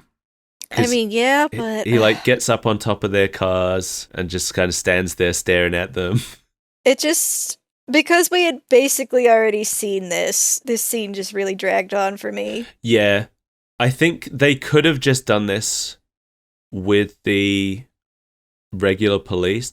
I think the whole reason that they put these Formula One police officers in here is just to really hammer home how fast Sonic is. And we know that. We know who Sonic the Hedgehog is. But like maybe for some of the younger audience, because this was a lot of people's gateway into Sonic. A lot of, especially American and like European viewers, you talk to a lot of people now and ask them when they got into Sonic, and a lot of them say Sonic X was their introduction to it. Mm-hmm. And I do like the moment when all the Formula One cars reach their top speed, and then we see that Sonic is just running backwards ahead of them. I like that. That was so stupid. I thought it was funny. You know how hard it is to run backwards? Well, I know. And that's how we know how fast he is, because they're going full speed and he's running backwards. And he's still faster than them. It's very excessive. It's like, we get it, Sonic the Hedgehog. You run fast. So this is the point where Sam realizes... They realize that he's just playing with the... It takes them up to the running backwards point for them to be like, hang on a minute, he's not even taking us seriously. So then Sam decides he's going to use his super nitro fuel. He drinks the milk. He drinks the milk. He overtakes Sonic, and he says that he won't allow anyone to be faster than him on his highway. And if anyone wanted to be faster, they'd have to be faster than the speed of sound. And then Sonic is faster than him on his highway. And it's pretty obvious what's going to happen at that moment. Right. Like, don't say that, Sam. You know what you're inviting. He's literally named after it. Well, he doesn't know that. I know, but we do. Yeah, it's true. So yeah, at that moment, Sonic zips past, causing a sonic boom, meaning that he is surpassing the speed of sound, as Sam just said he couldn't.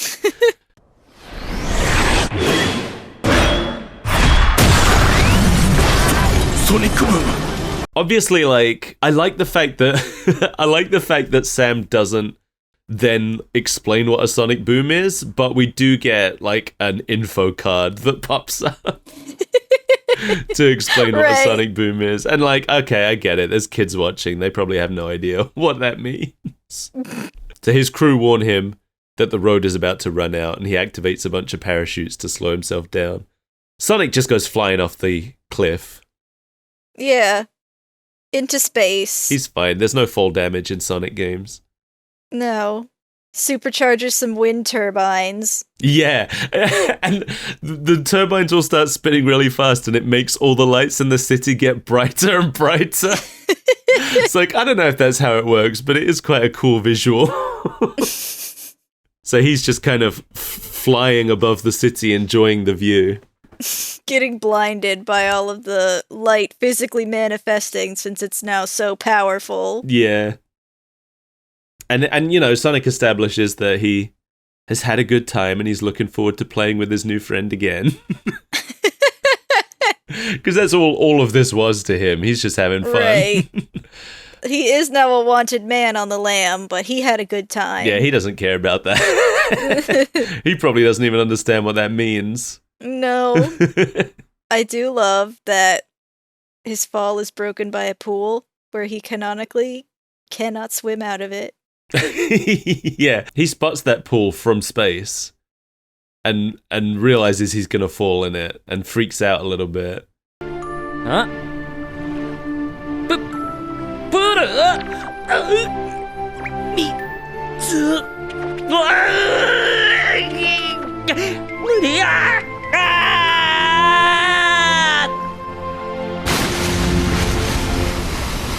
And the show hasn't established at all that he can't swim, right?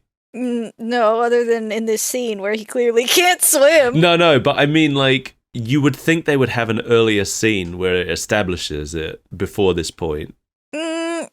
I don't know. I disagree. I think this is an effective enough way to tell you that he can't swim. I think so too. Like, I don't obviously, think you need a scene being like, "Uh-oh, my pizza went in the water, Sonic. Can you go retrieve it for me?"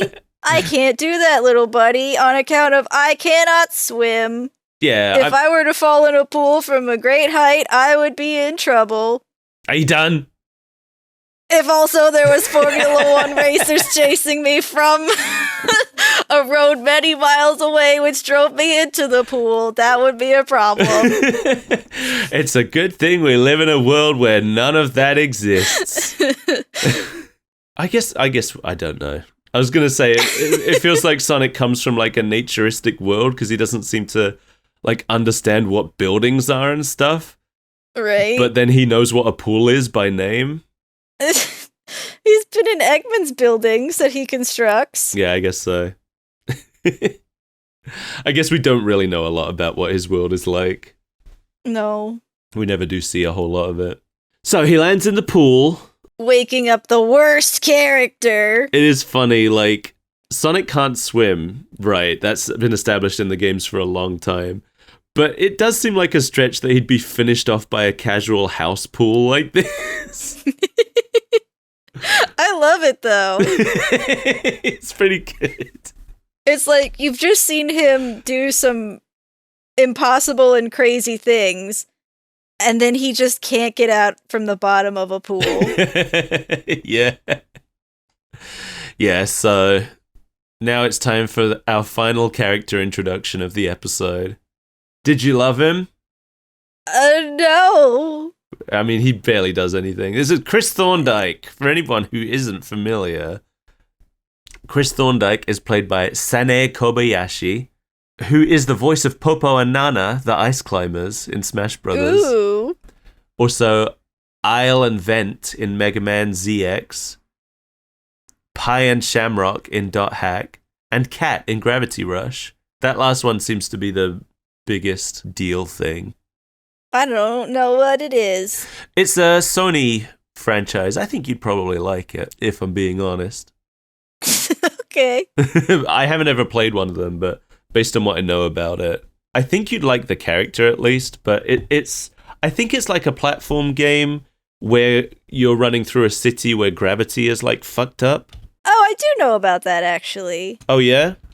I think I've seen some gameplay of it. Did you look up the character? Do you know what she looks like? No, but when you started talking about it, I was like, that sounds familiar. Okay, here she is, along with her kitty cat sidekick. Yeah, I know what you're talking about. Yeah, okay. So that's the voice of Chris Thorndike.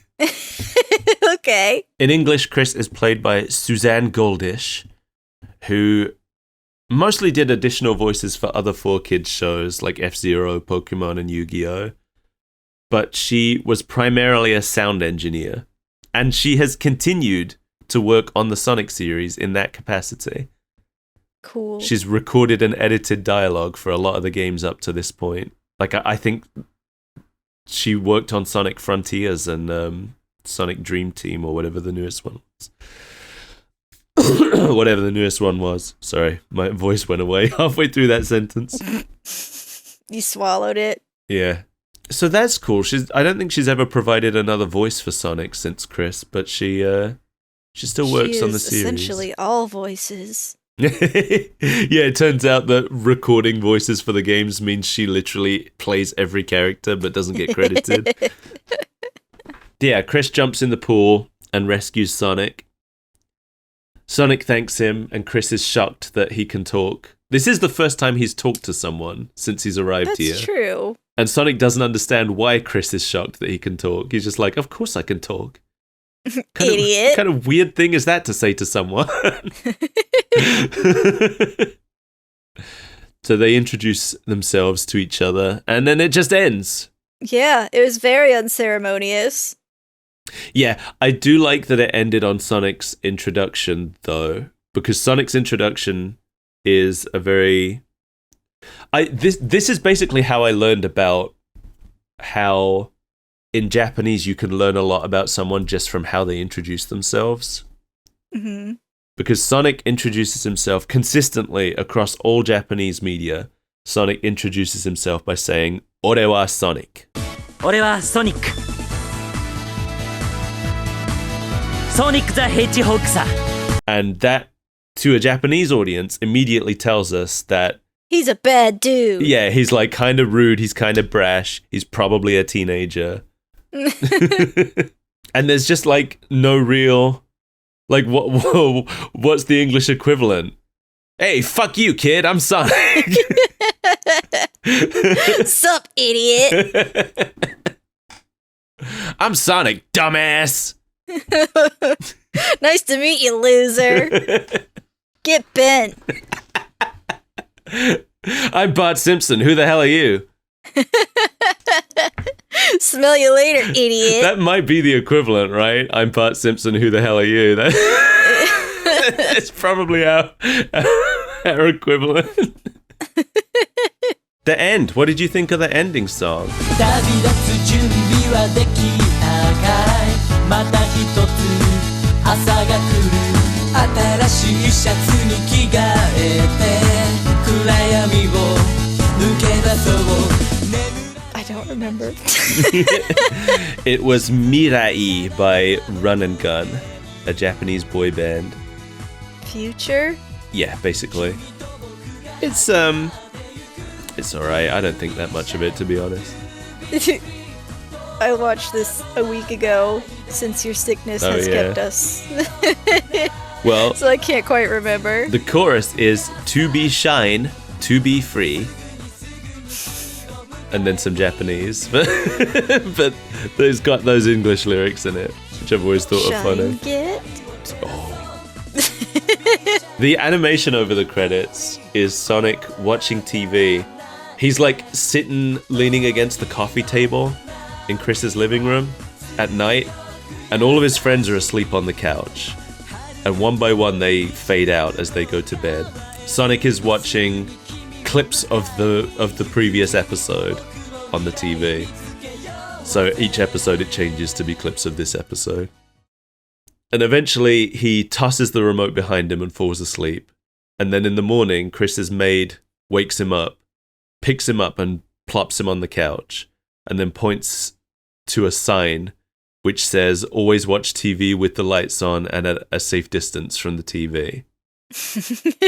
So anime around this time were required to have this warning ever since the Pokemon incident with all the seizures. But usually they put it at the beginning. Like, remember in the F-Zero show, Captain Falcon like shows up at the beginning and tells us? Yeah, it gives us a little PSA. Yeah, he's like, turn on the lights and sit far away, kids.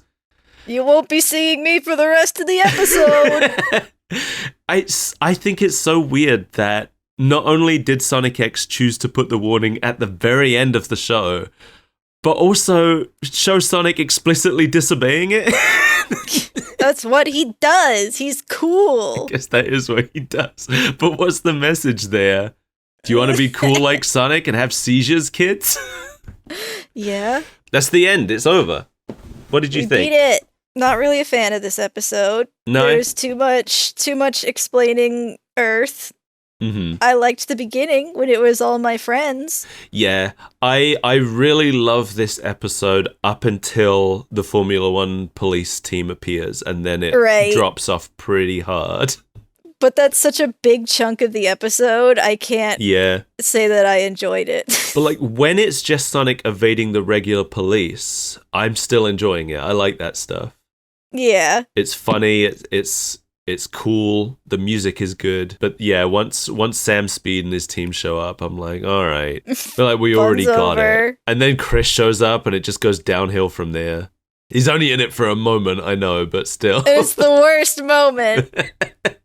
Yeah, I overall I like this show a lot. It might be my favorite of all the Sonic shows, but it's what we saw in this episode is basically the entire show. It's like really high highs followed by very low lows. Yeah. Like nothing in between, really. That's just this show. I love it for the stuff that's great. Yeah.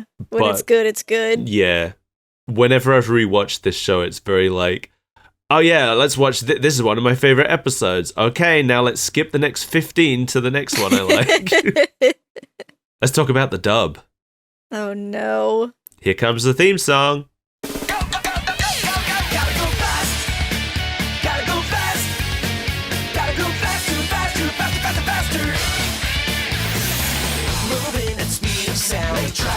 Hedgehog around, found ourselves in a situation, stuck in a new location without any explanation. No time for relaxation. Don't wait, don't think, just go.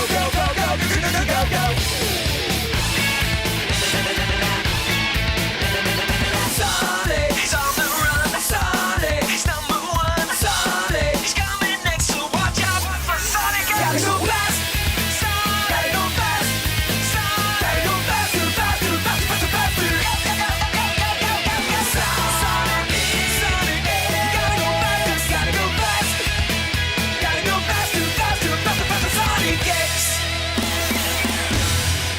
Gotta go fast. Yeah. Gotta go fast. Yeah. Gotta go it's a meme fast. now. It is a meme now. Yeah, but did you know that's not the only theme song? There's many? We had a different one over here in the UK. We didn't get Gotta Go Fast. We got something even worse, if you can believe it. Uh-oh.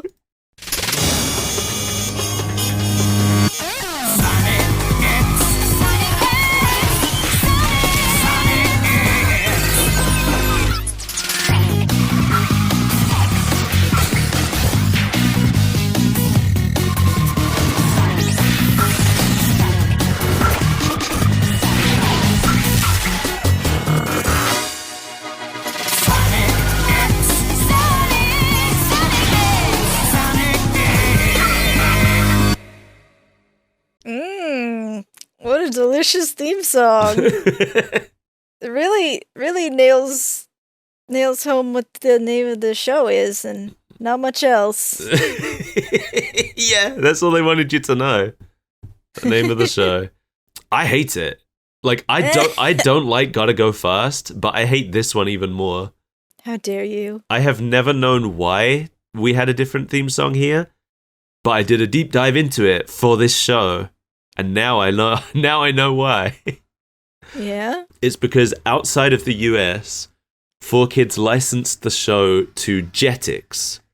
Jetix was Disney's attempt to compete with Cartoon Network's Toonami. So it was like a programming block on Disney XD of anime stuff. And for some reason, Jetix commissioned a new theme song. And this was it. I wonder if it's just because they wanted a shorter theme song so they could put more ads in. Maybe. That would be my guess. Yeah. But, yeah. So anyway, in the US, 4Kids dubbed this show. It was aired on Foxbox on Fox. I feel like we've talked about Foxbox before. Was F-Zero on there, maybe? Viva Pinata? Sure. Something. It first aired on August 23rd, 2003 as a sneak peek. And then it aired for real on September 6th. Which I think, yeah, that means it still beat Sonic Heroes. I mean, we still had Sonic X before Sonic Heroes. They renamed the episode. It's no longer called Supersonic Hero Appears or whatever it was. It's now called Chaos Control Freaks. Okay. Yeah, because that's what it's about, right? It was such a big part of the episode. How could you not include it in the title?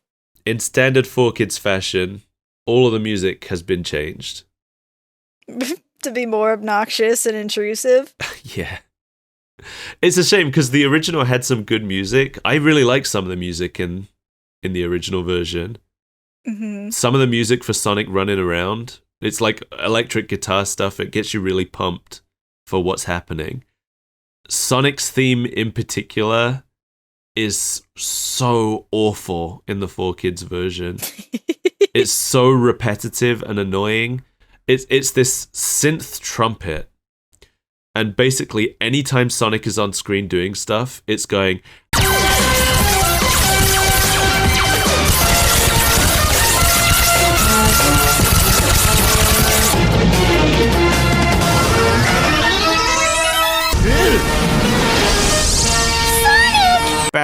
If I had to think of one instrument to represent Sonic the Hedgehog, it would be a trumpet. Yeah, right? Deco and Boko are voiced fully in monotone, which I find annoying to listen to. Dr. Eggman, the facility is in 100% lockdown. Yeah. It's not so bad in this one because there's just one line from Deco and that's it. But in later episodes where they have like full monologues and they are part of the plot of the episode, they become really grating to listen to. I can imagine. Just a really dry delivery. This isn't really important, but when Eggman's talking to Cream, he calls her Creamy Preemy. You're wrong, Creamy Dreamy. And I hate it. Ew! Yeah, I don't like it. Never again. No, it's really awful to listen to. Deals psychic damage. Yeah.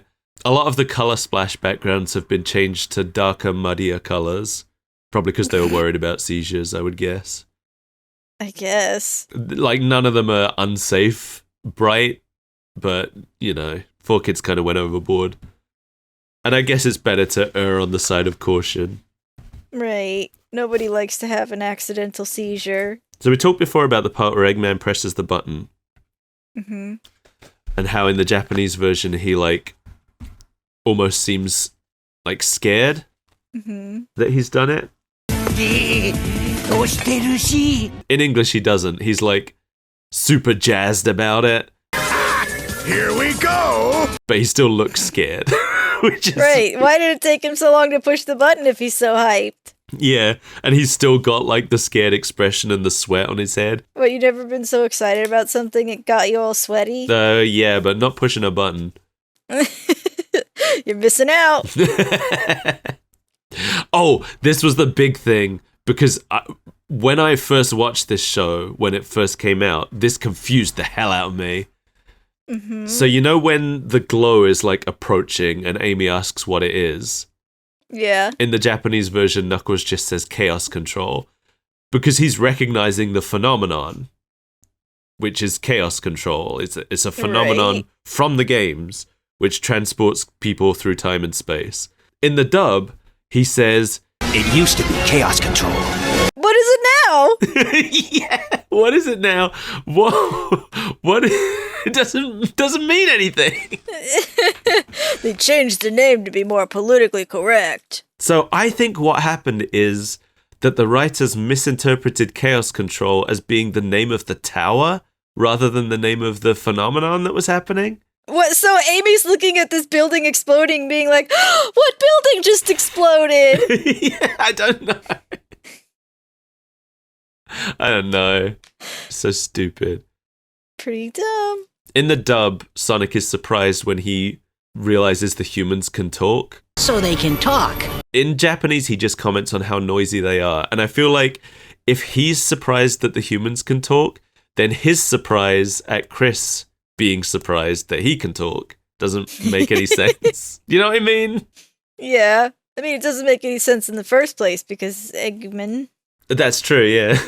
The superior officer, the one who shows up and, like, coordinates them pouncing on Sonic, he's been turned into an Irish stereotype. Take it easy. I think we can handle this without getting rough. Yeah, but Duffy, get behind him. Right, Sarge. Oh, great. That's fun. There's just no need for it, 4Kids. But weren't they always in the habit of just randomly giving people accents? Yeah, I was actually thinking, like, under the circumstances, it's kind of a miracle that the cop in Kirby wasn't Irish in the 4Kids version. Right before Sonic jumps on the hood of the police car, they added a line where one of the cops, when they're talking about, you know, they think that Hedgehog is a kind of sports car, one of them says, I bet it has one of those cute little hood ornaments that looks like a hedgehog. and then that's when Sonic lands on the hood of their car. Right. That's a pretty decent joke, I think. Yeah. You know, it's not going to make me laugh out loud, but it connects the two shots in a way that makes sense. Yeah. So, like, good job, 4Kids. I'll give you that one. 1 point to 4Kids. Because there just wasn't really a joke there in the Japanese version. Right. Speaking of jokes, Sam Speed's joke about ramen is removed so that American children don't have to find out what ramen is. They didn't change it into something about hamburgers? No, they just kind of took it out. Okay. And there's a side effect of that where it also removes the part where it removes the part where Sonic acknowledges that he can understand what Sam is saying. Right. Because that joke and Sonic chuckling at the joke is what makes Sam realize that Sonic can understand him. And it's just assumed. Yeah. They also changed the joke, when Sonic is standing on the roof of the Formula One car and the guy driving the car says, "This is dangerous, what if kids copy this?" Right. In the Japanese version, Sonic looks at the camera and says, "Kids, never get on top of a moving car." In English, they changed Sonic's line to, Kids, don't use Formula One race cars to chase hedgehogs. Why? I don't know. It's like they're kind of lampshading it rather than acknowledging what's happening. Right.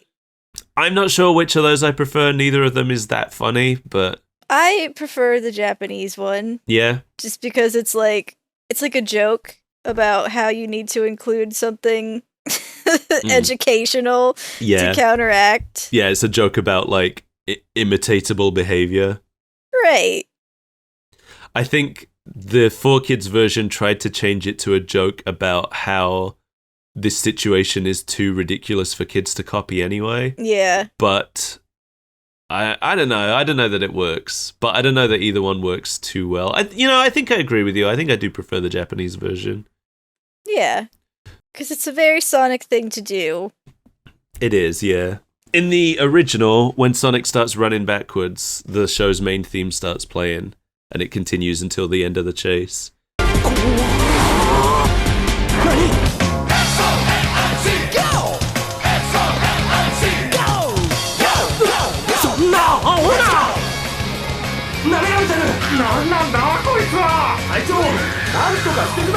In the dub, it's just generic action music through the whole thing.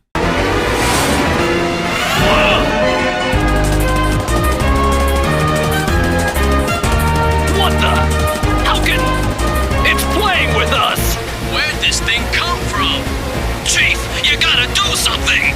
Like, they didn't even put Gotta Go Fast in. No, gotta go fast. No. That's the only reason I watch this show. Also, my favorite part of the whole dub episode is at the very end, because Chris sounds really dismissive and patronizing when Sonic says, "Of course I can talk." Right. Sonic's like, "Of course I could talk," and then Chris goes, Wow, that's awesome. It just really caught me off guard. It's like he's talking to a child who's just showing you how well they can pick their nose or something. That does sound like Chris. And that's it. That's all the stuff. Good. That's all the dub changes. However, Uh-oh. do you have a question you want to ask me? If I were you, I'd be nervous about asking this question today.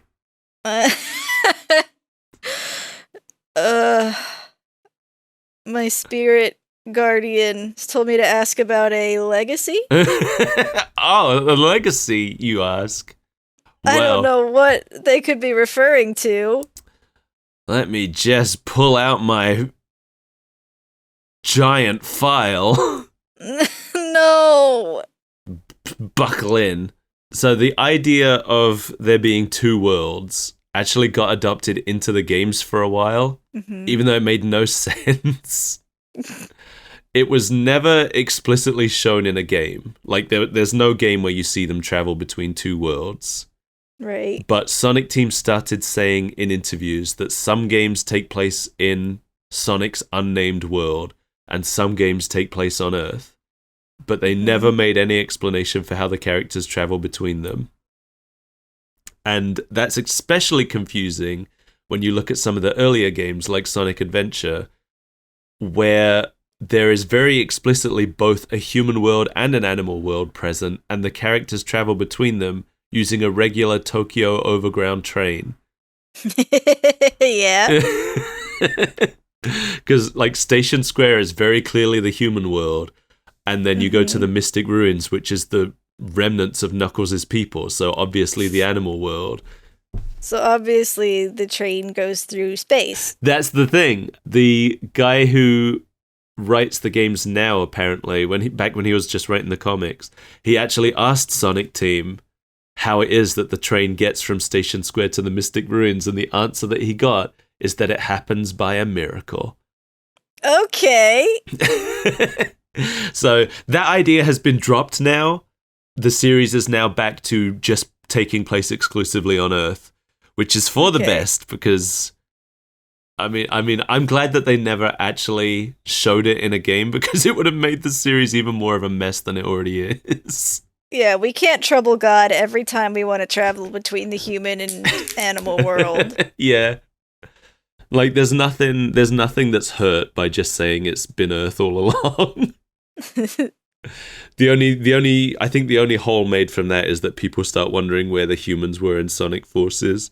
But it's just like, just don't worry about it. Dead. Yeah. Eggman killed them first. Turned them into robots. Another legacy of this show, a controversial legacy of this show, is that starting from Shadow the Hedgehog, the game Shadow the Hedgehog in 2005, the English versions of the games adopted the 4Kids cast. Which at the time was very controversial, because a lot of fans were attached to the game voices, and the game voices were attached to the characters. In fact, the guy who played Sonic in Sonic Adventure 1 and 2 and Sonic Heroes actually offered to travel to New York to record at 4Kids off his own dime, just because he wanted to continue playing Sonic. Yeah. But they wouldn't let him. They had to cast their own sound alike. Rude. Yeah, the 4Kids actors continued to play those characters up until 2010, when all of the characters were recast again, except for Eggman. Eggman has retained the 4Kids voice, because he was really good at it. So he's still doing it to this day. In November 2005, which will have been, I guess, a few months after... Oh no, I guess they would have been in the middle of airing the second series of Sonic X at this point. Archie Comics published a Sonic X spin-off comic. It was supposed to be a 4-part miniseries, but it was so popular that it ended up being extended and finally ended at 40 issues. Wow. 10 times what they intended to make. Yeah. It ran until December 2008, which was 2 years after new episodes stopped airing in America. So that's pretty impressive. Was it good? I don't think so. I don't know, I've never read it. I did read that in the early issues, it tried really hard to place itself in specific points of the show's timeline. It would let you know which episodes the comic was taking place in between. But then about halfway through, it just kind of straight up contradicted the show's timeline, and then they just kind of gave up. Oh, okay. And just didn't bother trying to keep it within the canon. Cool. In 2007, which was about a year after new episodes stopped in America, Leapfrog released a Sonic X game for the Leapster handheld console. The what? You never heard of the Leapster? Maybe I did? Yeah, I think you might have. This is some old... Yeah. I only really know about the Leapster because when I was a teenager, I briefly worked at a store that was selling Leapsters. Or at least Leapster games. Yeah, Leapfrog was an educational game company. And they, at one point, had their own handheld console. Specifically for educational games. So this was an educational Sonic game. It was an educational Sonic game. All about math. You want to learn math with Sonic the Hedgehog? I don't want to learn math. No, I would not have enjoyed this game. I never played it, thankfully. But if somebody bought me this as a kid, I would have been actively mad at them. I think you should play it on stream. I don't know if there's an emulator for the Leapster. And you probably can't use a capture card on your Leapster. No, how would you even? I'm gonna look it up. Oh, you never know. There's an emulator for the Philips CDI, I guess. Maybe there is. Are you telling me there's a chance that this is lost media? Maybe. Leapster emulator autofilled it. Oh my god. Maybe. I don't know. Inconclusive. Yeah. Oh, MAME? Apparently MAME can emulate the Leapster. You gotta do it. That's interesting. You gotta be the ultimate Sonic fan. There are no Leapster emulator. The only thing close is MAME Hub. Ugh. Okay. Maybe. It seems like you can sort of do it. Oh, 6 months ago. Nobody is willing to make a Leapster emulator. No. Can we all just pitch in and make a Leapster emulator? I mean, how do even regular emulators work? Yeah, this guy's not going to make one. No. He doesn't know anything about Okay, him. so it seems like there's no Leapster emulator yet. But. Yeah, get on it, people. There's people who have modded their Leapster to emulate the Game Boy, but nobody seems interested in emulating the Leapster itself. No, I can't imagine why. Anyway, so no Sonic X characters ever crossed over into the games for real. Although, in Sonic Adventure DX, Chris appears on some billboards during mission mode. I wrote Gross. Christ in my notes here. Christ appears on billboards. But I know I meant to say Chris. I think the plot of Sonic Advance 3 might have been partially inspired by this episode. Because, did you play Sonic Advance 3? I do, but I'm not gonna act like I know what the plot of any of the Sonic games was. So the beginning of Sonic Advance 3 opened with Eggman putting the emeralds into a machine very similar to the one he was using at the start of this one. And causing a very similar chaos control wave that like engulfs the world. But in the game, it splits the world into 7 separate dimensions, and you have to like travel through each of them. So, I don't know, maybe slightly inspired by it. Who can say? Unconfirmed. I have thought for a long time that Princess Elise in Sonic 06 is inspired by Chris Thorndike, because they have a very similar character arc. Because Sonic the Hedgehog wants to kiss Chris. Chris Kiss. Christopher. Christopher Thorndike. Stop it. Maybe at a stretch, I would say maybe Deco and Boko influenced Orbot and Cubot in the games. You could say that about pretty much any of Eggman's lackeys, though. All right, what else you got for me? That's it, legacy-wise. We've covered it. Oh, thank God. Yeah, you're welcome. So, I guess to wrap up, I like this show. I really like the way it handled most of the characters. For the most part, like the way Sonic X handled the characters is my preferred way for how they should be handled, especially when it comes to Sonic, Knuckles, and Amy and Eggman. Tails a little bit less. They don't do enough with Tails in this show. Yeah. And that's largely Chris's fault. Because a lot of the times when Tails would be the one having a certain role in the story, Chris gets that role instead. Boo. Which nobody wanted to see. I think, like, that's what's so frustrating about it, is that they felt like they needed to give Chris this, like, human child sidekick. Sorry, I meant to say Sonic. They feel like they need to give Sonic this human child sidekick. But he's already got a child sidekick. Yeah, and he's better than a human. Yeah, everybody loves Tails. He's an established, lovable character. If you don't like Tails, then I'm sorry, but you need to be in prison. You're beyond help. You need to go directly to jail. As far as the 4 kids' voices go, it's again like very hit and miss for me. I love this Eggman. He's great. Dan Green Knuckles is my favorite voice Knuckles ever had. I really liked Amy as well. Who was that? Lisa? Was that Lisa Ortiz? Yeah. Lisa Ortiz as Amy. Really loved her. She might be my favorite voice Amy's ever had in English as well. But the rest, like, I really don't like Jason Griffith's Sonic. Yeah. He got better. By around, like, Sonic and the Black Knight, he wasn't driving me crazy anymore. But I don't know if it's just that I'd become numb to him, you know? Yeah. What really annoyed me about his Sonic is that he delivered every line like this. Oh, my favorite kind of acting. Yeah, and I hated it.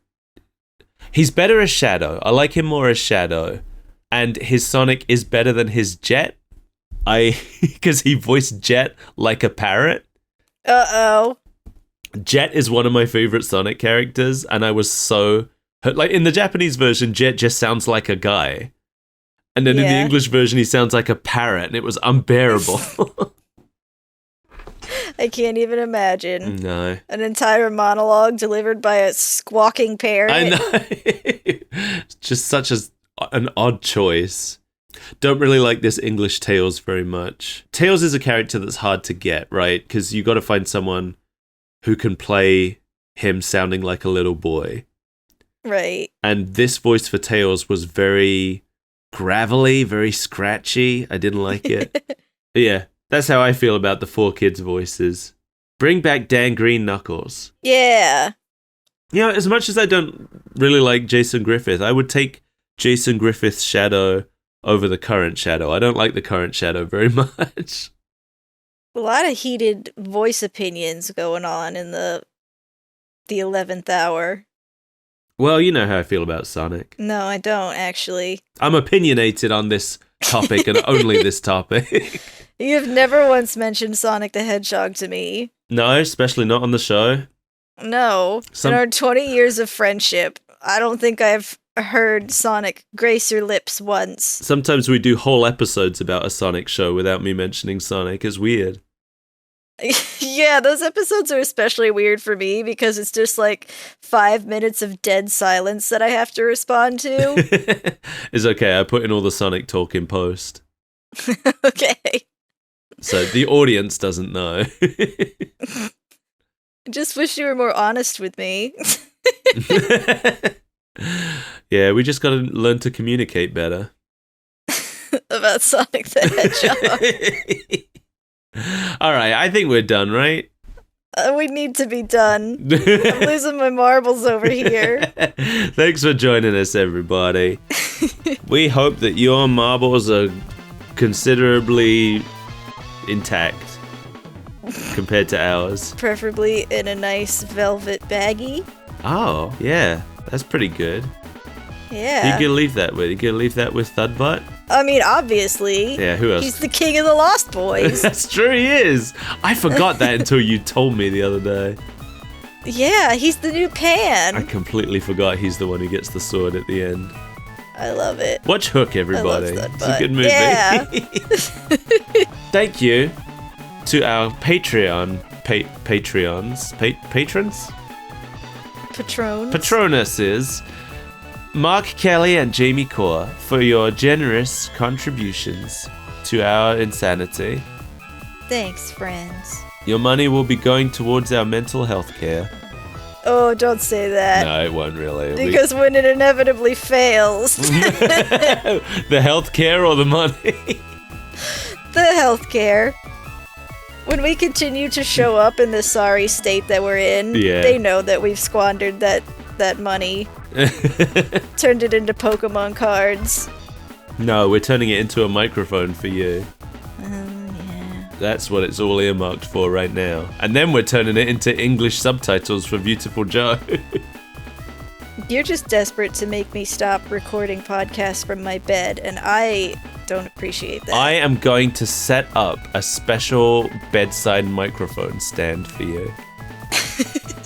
I told you, it's got to be like a book light. Yeah. Just get the arm to bend down. We can do that. Also be perfect for your sleeping streams.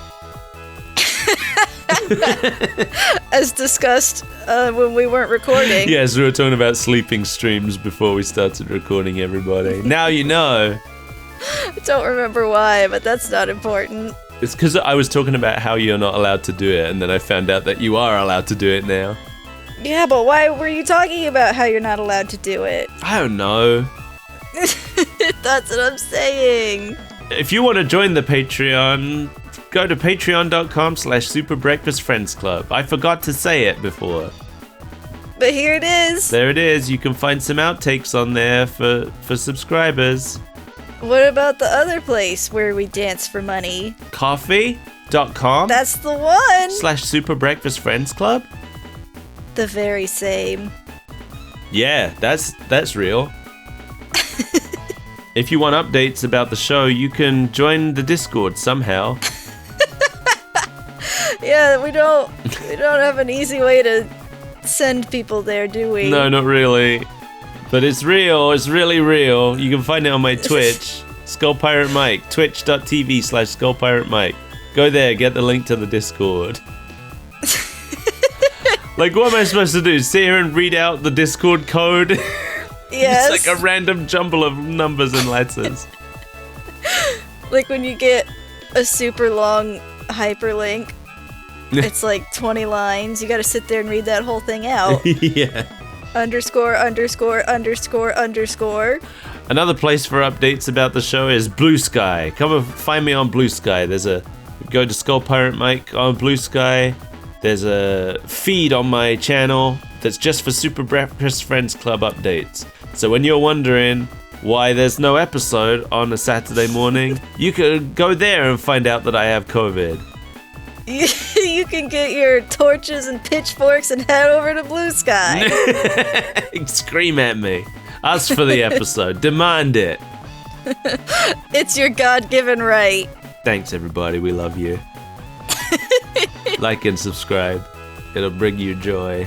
It'll bring you occasional notifications to your inbox. Yeah, and it'll bring us a big old soup. A big old soup. I wish it would. You want soup? I always want soup. What kind of soup you want? That's a great question. I'm just gonna have to go with the default tomato. That's my fave. It's one of my faves. I don't have it that often anymore because I try to have more nutritious soups, but God, I love a tomato soup. Excuse me, tomato soup is the pinnacle of nutrition. It has tomato, it has soup. What more do you need? That's true. I'm having a lot of potato and leek. That's one soup? Yeah, together. Okay. It's pretty good. Because I love a potato soup, but I don't know that I've ever had it with leek. It doesn't add too much. Leek is basically just a spring onion, right? Yeah. Just adds a little tang to it. Okay, I can get behind that. And carrot and coriander, that's another one I've been having a lot of. That's pretty good. Is this our third podcast, The Soups I've Eaten? Yeah. It's a good old soup cast. Where each week we eat another soup and then talk about it. Turn it off. Bye. Turn it off.